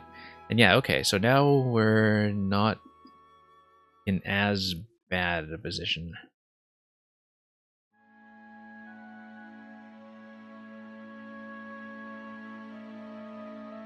I don't think I see something here yet, but obviously S-hook is still available down here. Something like Zen would be available down here. I don't want to burn both E's yet. I guess for consonant-vowel balance, that's not too bad, though. Although, once again, I'm probably thinking too hard about that at a stage in a game when the difference is not going to reflect in a draw. Something like this is available for 50, and that would keep a blank for a follow-up play. It does dangle a Z in a triple lane, though, and in a way that is going to give a fair number of points back. But, you know, we can keep things nice and wild, and there probably is something that I'm not seeing in terms of... Oh, look at that. Jeez, what's that? Wow, that's 60 points. Okay, we'll take it. And then now we're in great place. Because we have stuff like Senates, etc. going down here. Looking for something that would come down from the Z as well. But I don't think any of the NESS endings are going to work here. A little bit off of something like zaniness. Q for quadrangle mode. Interesting. Okay. Let me try this, actually. Oh, wonderful. Look at that. Great, great. We're in great shape now. I like this a lot better, because I find that I'm pretty much always drawing boxes anyway. Although sometimes it's easy to draw a little large, but you can also just right-click in a specific location and select one tile, which is kind of nice. Like, it feels a lot more like the kind of tools that you have on Lichess, for instance, where you just, you know, select squares in a grid, draw arrows and so on. I like it a lot better. I just need to get used to adjusting my drawing technique, because I always am used to drawing a bit large, you know, just to make boundaries around things. I'm glad we could just learn about this in the middle of a stream and get a chance to play with it. Anyway, this is the spot I'm looking at.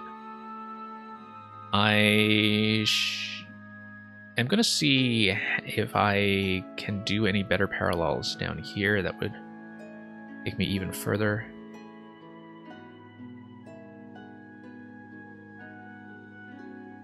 But if not, I would be looking at something like Senate's.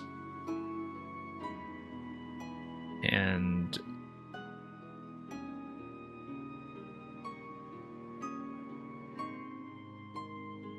or maybe Entases? No, that doesn't quite. Because I'm looking at the T hook on ref as well. But the E is not going to take much in the back. That would fit in with everything else.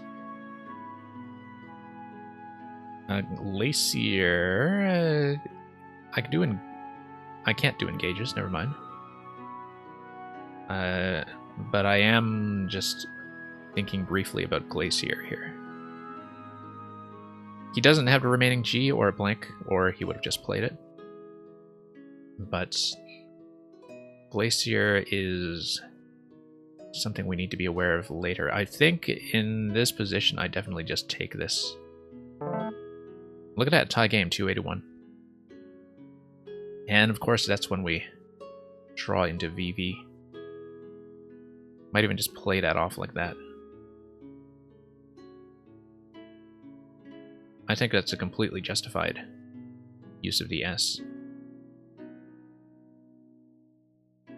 I mean, we're fairly tied. It's not going to be a problem to really lock up the board. On the other hand, he's fairly likely to go here. One thing we should look at is this spot.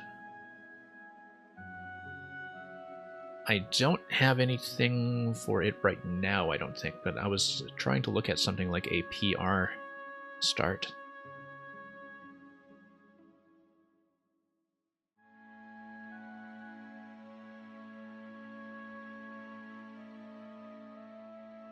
Yeah, I guess this kind of corner here created all kinds of trouble for the longest time.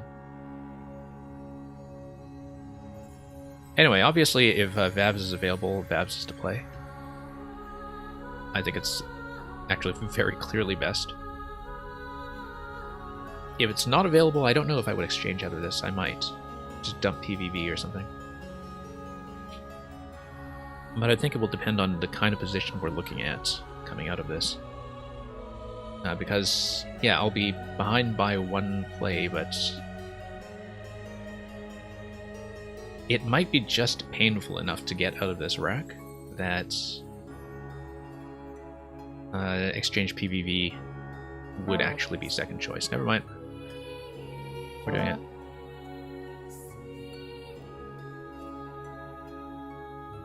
There are practically no back hook spots for the S to be useful as a back hook anyway, so I think spending the last S like that, apart from the one blank remaining, is just fine. So G hook here kind of still worries me because one inadvertent thing that I've done is I've made it very difficult to block. I mean, you can... I mean, obviously tab up here would just open up a lane.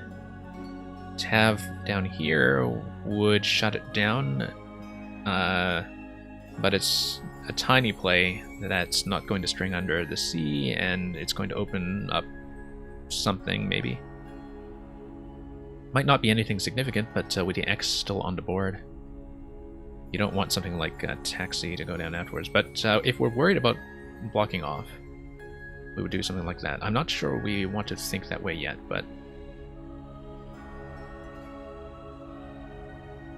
before I do something like spend the A with only one A left in the bag, one thing I should definitely be considering is that you might wind up with a situation where somebody has an unblockable lane with either the last G or the last blank.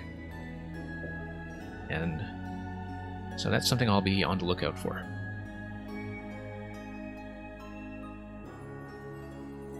So close to something like potato.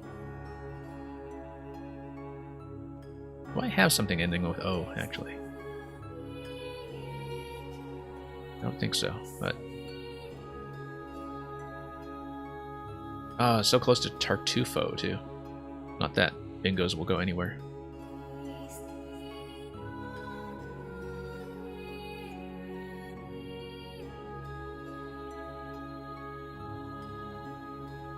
Anyway, the Q was gone a while ago, so, you know, it might not be a bad idea to just do something like put.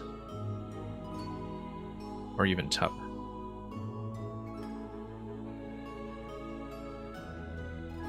I guess the T would open up a lane. Yeah, that might be a little bit better. I don't think that takes anything in front, but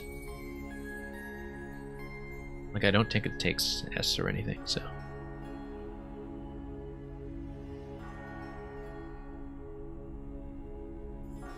we'll see. This might be a pretty interesting situation that we're getting into here.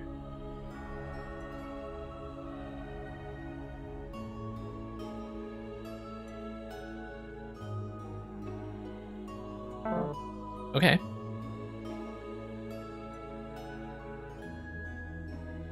Interesting. A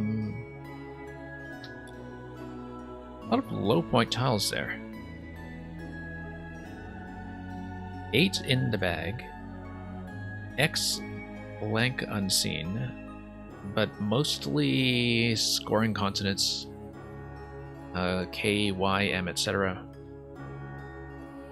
The thing I would be most worried about is ING.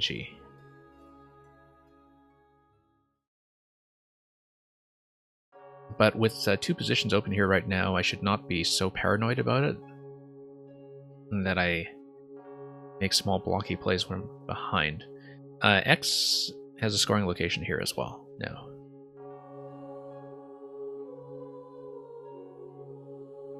Interestingly enough, if I do something like top, I have a U to go in front with an X play. E would also go in front, but I don't know if the parallels would hit that hard. Like if you have EM or something, that would hit hard, but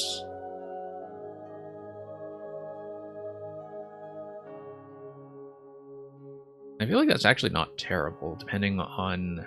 Whoops. Depending on what the follow-up is. And we have so many T's now that first choice play would actually just be here next turn. We, in fact, don't have very many other options.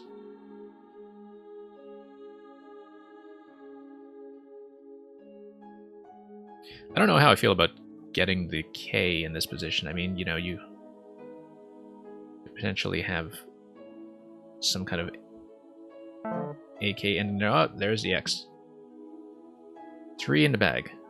And blank, ING are still out there, which... Ooh, this is not great.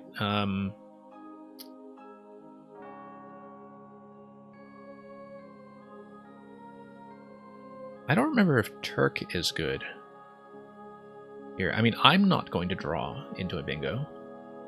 Pretty clearly.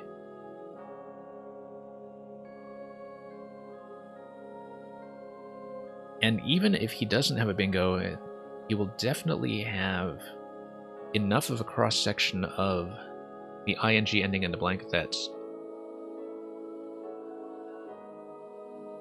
something relatively big could still come either way on Lacy or Glacier.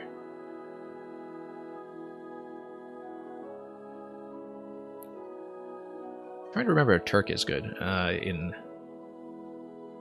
here. Like if you're a young Turk.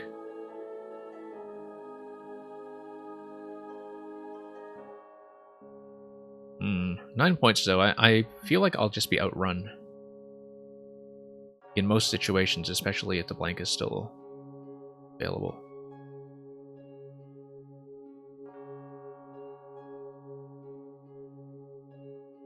This is kind of a tough spot. Because do I... 4 vowels, 5 consonants. Yeah, this would be a 1 in the bag situation.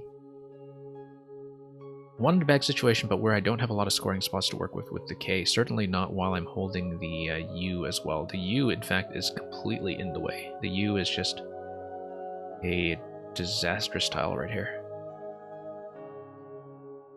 But there's also a good chance that this just gives my opponent something like a 30-point play using the Y, you know, just Tony or something down here.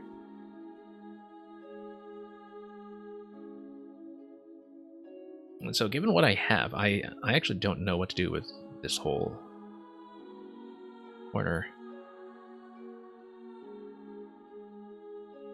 Here's the thing, I'm not going to draw into something like an ING ending unless I, you know, play tut somewhere and draw into karting, which my opponent would naturally block if he sees that with the bag empty. So, I don't think I'm actually in contention to be the person who bingos, and so maybe the reasoning here should be that as a result, I should prioritize blocking this and doing something else, but Tat would just open up for stat, for instance, but you know, then we naturally have to draw E, Y, blank, and grab turkeys. But there would only be 1 spot for turkeys in that case.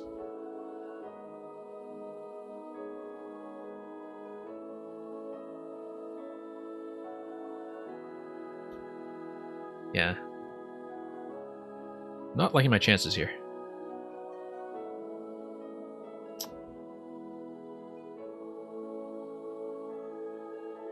Especially as the player from behind right now. Like, maybe...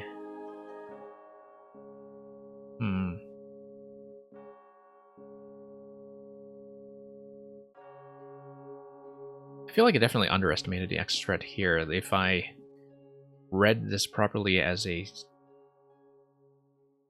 setup for the X, perhaps. Like, if he was setting up X and then drew into U, for instance. But then, if he had I already this turn... No, I think he must have drawn into X, because if he had I already that turn, I think his move would have been to play XI. And so he must have drawn into X right after playing Earl right there, so...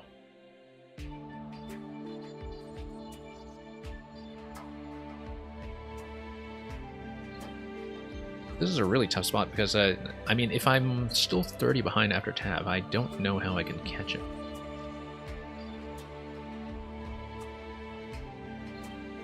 Unless I have, like, if I draw a Y, then I'd have something like Yak.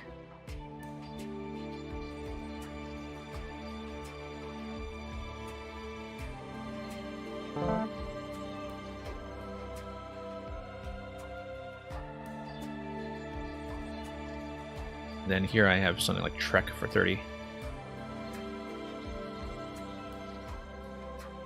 I guess I have various spots for K plays. I wasn't sure about Turk.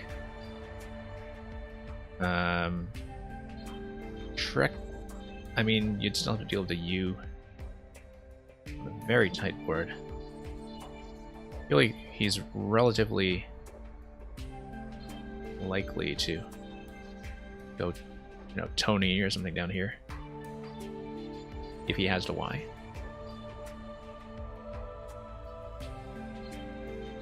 Obviously, this idea is still available, but doesn't score very much.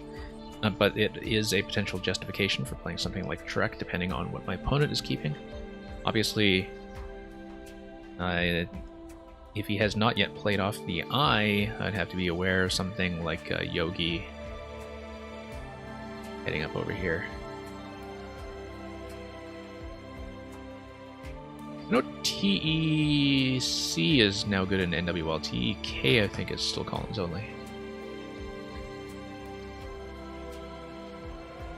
I have to think about this carefully.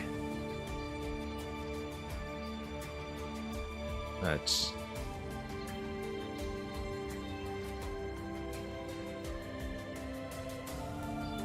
yeah, it might just be in for 3 losses today, which is not going to be ideal, but at least hasn't happened too often recently. Since I started streaming the club games, at least I don't think I've been cleaned out on maybe one occasion, but not more than that.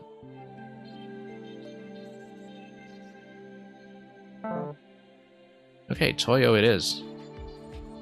Wonder what the last tile in the bag was, and whether... I mean, if he was holding OOY, I actually kind of think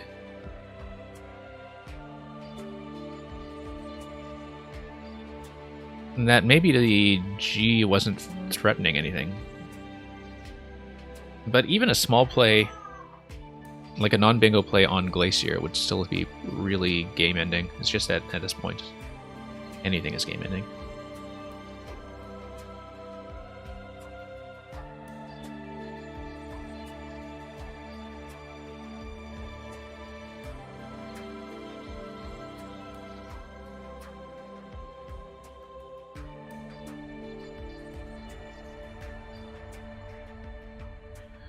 I think if I go Trek, I'm looking at whether there is any possibility that he will go out with a 6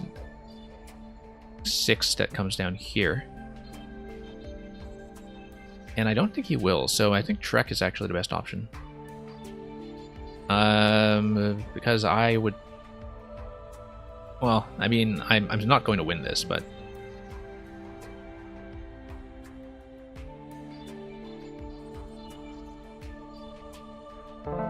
Let's do it and see what happens. I'm within 18.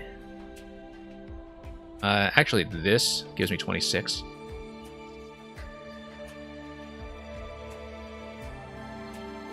And in order to deal with it, he would need to spin the blank, so... Again, it's not really going to give me a win. There are just too many things he can do with the blank, like playing... You know, even just parallel to the Y, that's going to be about a 20-point play.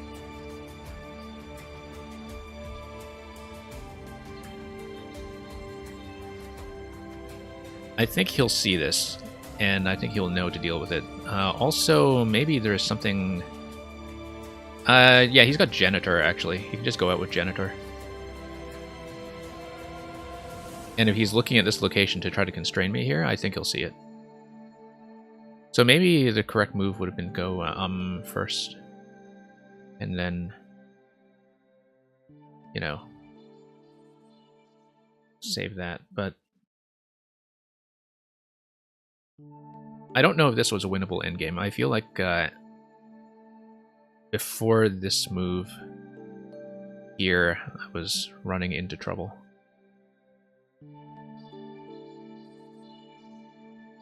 I mean, it's winnable against certain wrecks if I know how to assess the G as a threat, basically. But without that, not so much.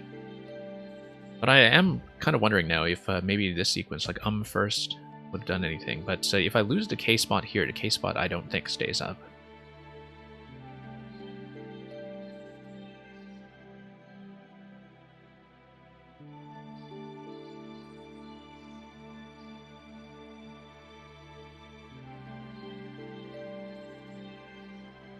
So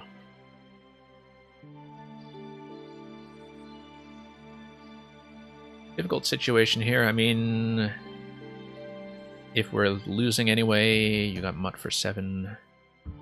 If we just want to concede. Yeah, I think on my move this is obviously best, but given that we'd still have 1 tile left and my opponent has the final turn, I think he just plays out. I think he also just finds Janitor. And we're done. I don't know if I see better... Oh, he's not going to see it, but he will block that. Okay.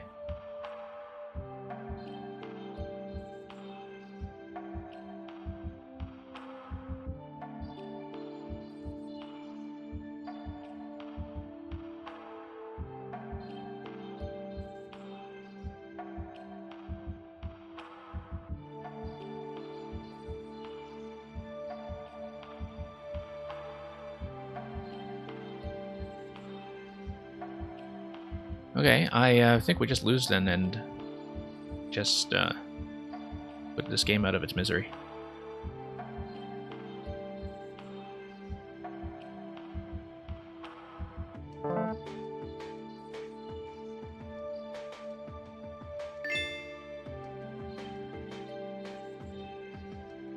Okay, so yeah, just got cleaned out today.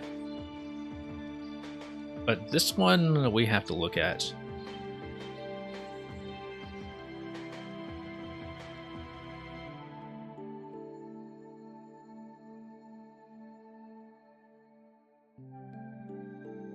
We've got to see what he was holding prior to Tab, I think.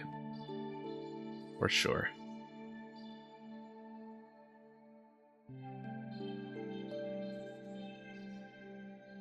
Let's get the auto analyze on. Let's get the box erased.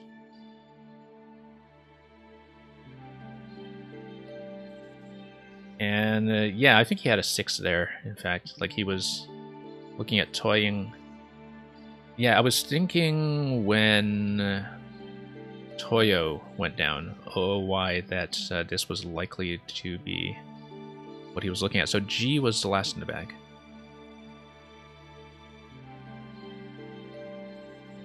And yeah, some of these I'd have to maybe go over properly in Quackle because we actually have endgames for once. But I mean, with the second game, it was more, you know, some of the word knowledge issues at the end. And against perfect word knowledge, my opponent would have just found Tika at the end anyway. And, you know, nothing really would have been an optimal win. But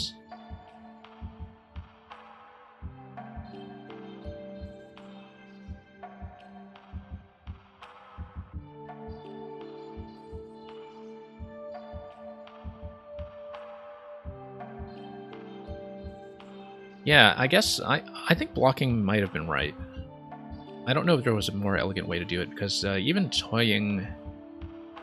Let's say he played toying with a blank G here. That would be pretty good, actually. 4, 5, 6, 7, 8, 24 there. 7, 8. Yeah, it burns the blank. 32 points, though.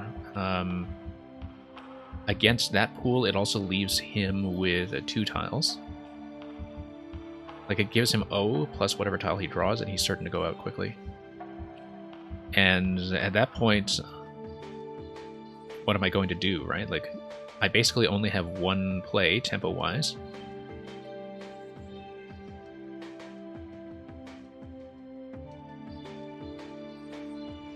Yeah, I think if I don't block, then I definitely lose, like even against non-bingo. And because tempo-wise, he's just going to have a very small clean rack the next turn. It's going to be something very flexible. And I'd have to make plays with big consonants anyway, though. Let me take a look at this, though. This is, like, the triple T here really throws this into all kinds of disarray. I just didn't know Kurta. Kurta would have been interesting. It gets me within 10. But on the other hand, it gets me within 10 and we have the same kind of problem. Like, I guess you would empty the bag if... yeah, toying... Okay, no, never mind. I miscalculated a bit. It gives him O plus... No, this would empty the bag. I play 3 tiles here. This would empty the bag, and then he would leave himself with O after 24 points, so he would be about 34 ahead holding O. I'd be holding ATTT, and so that doesn't really come close to winning either. I feel like maybe drawing towards something like this was right, but also I was curious. Yeah, like a young Turk. Yeah, that's right.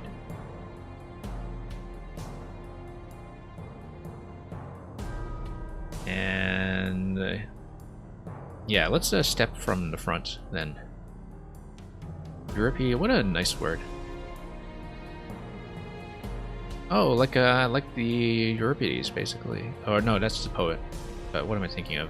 I'm thinking of some strait, like some waterway.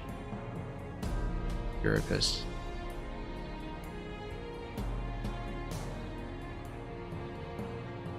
Raya, array. Yeah, I mean anything that kind of gets rid of double A. And getting rid of the Y is in fact much better than Parade, which I went for. Look at how much worse Parade is by evaluation. Everything very similarly scoring here, high 10s, low 20s. So it's partly position, but is definitely considering leave. That's... Well, positionally speaking, I mean, you know, the Y is not too bad here. If you're thinking about some kind of small consonant-based play is coming next. Blinders and brindles, good set to know. That's... I mean, L is not very safe against an opening consonant, but it's safer than the I.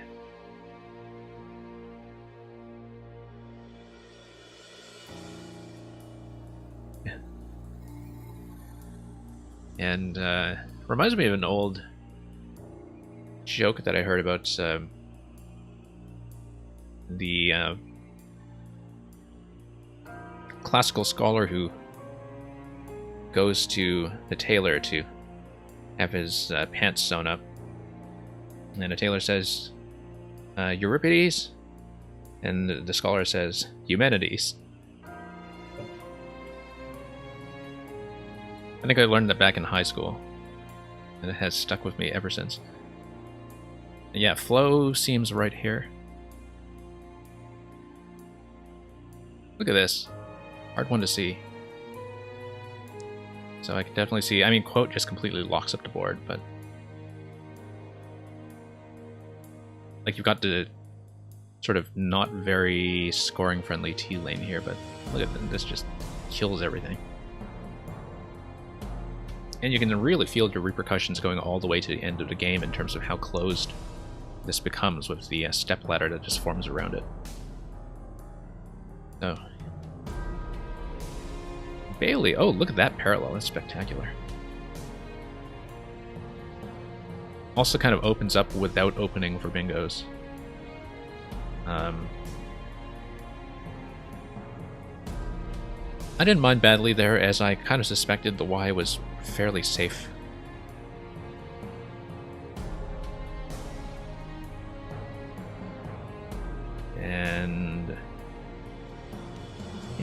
Lots of choices all over the place. What did he go with here? Chime. Yeah, look at that, and the C locks things up again. And of course, this sets up very nicely for... he's already thinking F setup at this point. Look at that. That he's doing Chime specifically with the F in hand. Something big. So that's kind of nice. I was wondering about that because I was looking at options here and I just didn't have anything good, and Erd turned out to be a good choice. Nice balanced leave, scores well. Gets you a bit of a stepladder out of there.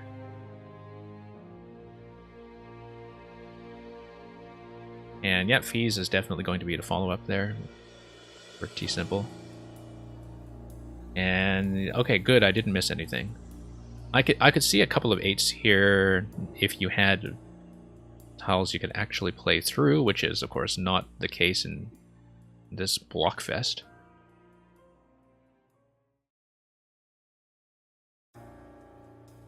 I don't know why I didn't consider the fees to hook there.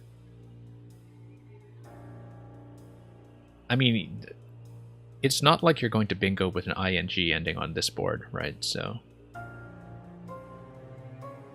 it's very easy to kind of overvalue that without considering position, and so I feel like this was not a very well considered play anyway, but I felt like the G definitely didn't have much value here. Like, this doesn't open by enough. And so that was a bit of a throwaway play. It's not too far down in the evaluation. Yeah. No. It's funny that this is evaluated so well just on the grounds of leave, apparently.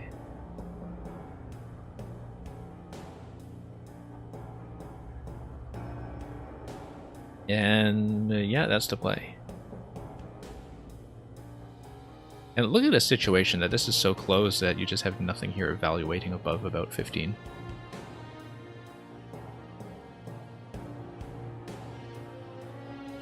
And I was considering this. I remember considering this. Maybe I should have thought about it harder given that I was holding S. And that the fact that I'm holding S makes that a little bit more defensible as a choice. But at this point, I'm, 80 points behind, and I'm thinking that, like, playing 7 points to open... Oh, no, I know why I didn't do it. I didn't do it because it blocks this S lane. It doesn't actually create more lanes. It, in fact, creates a more awkward position for the S while scoring almost nothing. If I was going to think about S lanes anyway, I want this to remain open, and I want to go elsewhere. So that was the justification for whatever it was I did, which was... Uni, yeah. Like, not that I was happy with that play, but... Yeah, that's why I ruled that out. And I think that was correct to reject that. Join is just going to go down, and that's going to give me a bit of a life raft here with G's while still holding blank, which I'm very happy to be given that opportunity.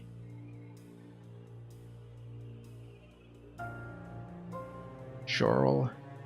Oh, that's a hard one to see.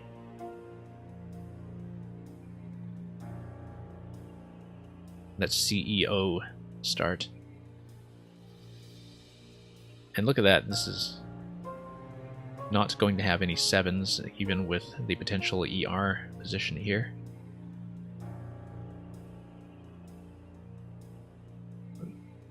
And that's where Lacier comes down, and Lacier keeping R, yeah, interesting. I mean, obviously he didn't have G, but, he's doing that definitely knowing that you basically have two big threats here. You have this, and you have G. Okay. Oh, okay, I actually do know that, and I just didn't think about it Because I was definitely looking at a G position there myself, and that would have made some considerations later in the game easier. But I think the right move here, even if I do see that, is to use S's here, you know, while I have the S's, and hope that I race him to the G if I'm playing from behind. But anyway, most of the choices here are going to be more or less equivalent. I'm pretty happy with Senate's.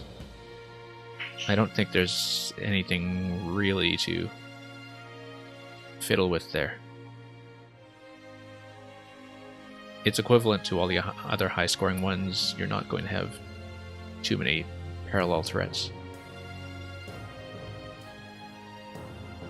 And yeah, look at this.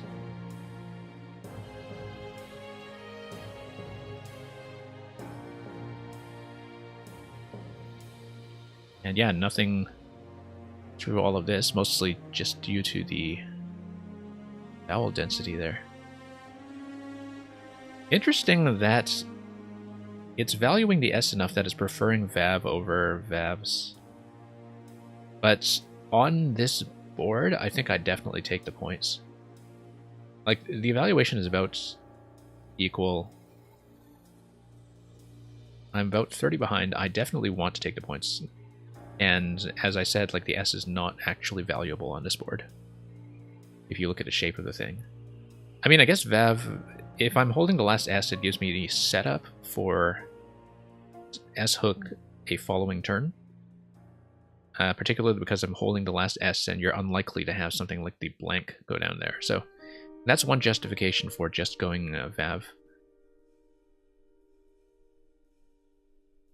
So I don't know. I was comfortable with that, but maybe I should have considered that.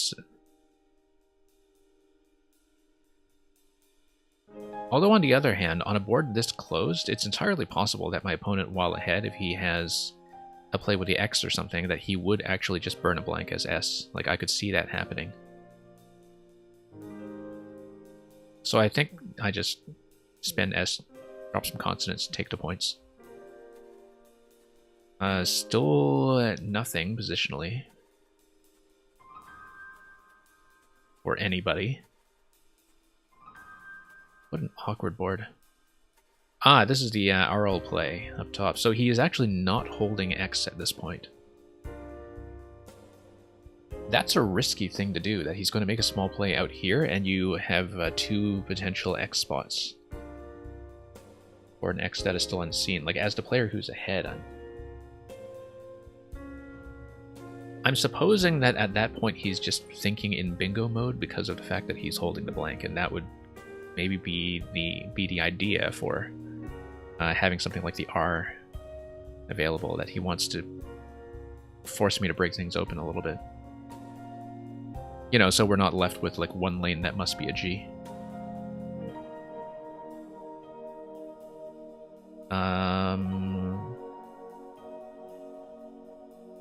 Okay, Pruta.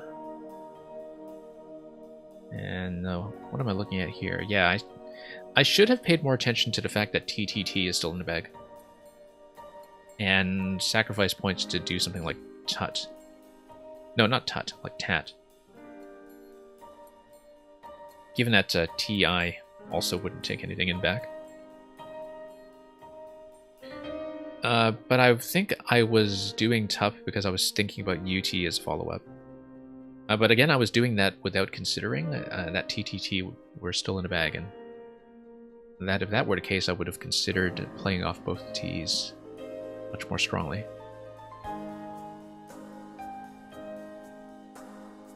And look at that.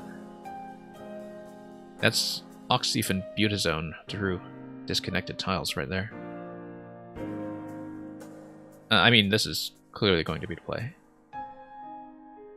In some ways, kind of a game-winning draw with that X over there. But yeah, and then this is the endgame we looked at earlier. Not really sure what I could have done. I'm not actually set up logistically to kind of bring everything into Quackle and put it on my display right now because of the way that my display is configured for streaming. And I should do that, in fact, for some of these endgame situations where I feel like we actually do need to do a Quackle consultation. But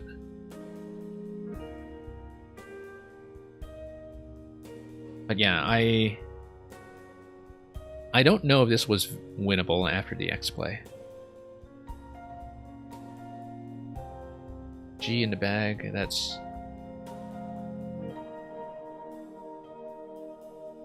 I mean, if I know that G is in the bag, I don't think that changes the behavior that much, actually, because I know that he is likely to have blank. Especially after this play, like, I think that kind of implied that he felt bullish about potentially getting a bingo down. Like, we've got 3 in the bag, and, you know, fairly small probability that you have G blank as 2 of the 3 tiles. And given that I would not have the ing ending, I think, were it not for the fact that I'm 30 behind, like, all things being equal, the block is great. Unfortunately, I am over 30 behind, and this scores terribly, and almost certainly gets hit with something here, as it did with Y. And so I just don't know the move. Like, I think this is sort of a lost position in that... I mean, partly it's just, you know, the X still being available, partly it's this play here that maybe I should have reconsidered. But anyway, tough choices all around, and great play by my opponent.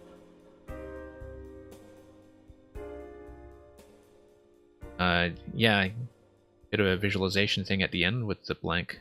So this was the play I saw. Igniter is also good. It was kind of nice to find some scoring threats near the end here, even if tempo-wise I mean, if I play this first, I guess the question is, does he block this? And does he have some other out?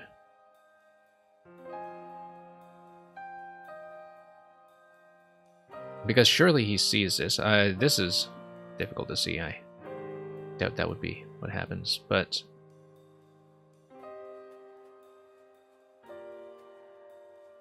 yeah, maybe it's a bit of a slightly more interesting outcome if I play UM here for 20-something and then threaten this, but... given that he would have to spend the blank to do anything about this spot. With the V and C controlling this against any parallels, like, you have to go up here. Like, you have to go across. But it could also just be something like a one-tile play, just dump to G here. If you want to seal the win, I think. I mean, I'm not really walking through the calculation exhaustively here, but that's how I would think about it. But I think, like, the scenario of going first is actually worth looking at.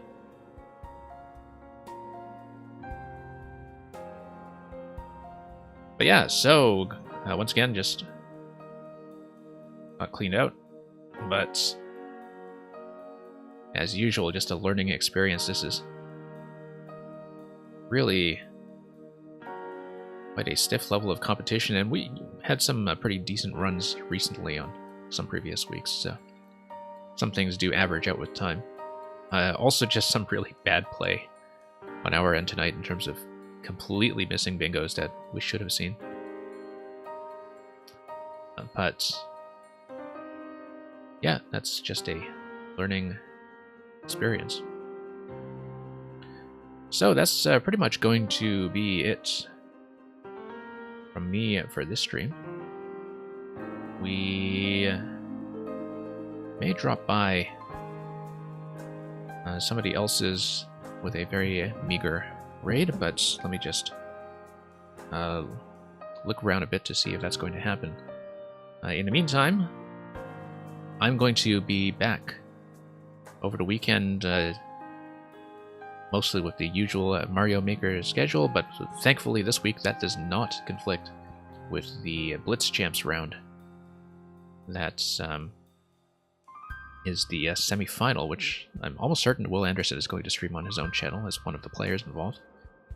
And so, looking forward to that on Saturday. And Scrabble-wise, that's going to be it here for now. So, we may be forwarding you to somebody in a second, but for now, I'm just going to thank you for watching. Blitz Champs is coming to an amazing conclusion. The last few series I've watched, quarterfinals as well as semifinals, I think, have been just an absolute treat.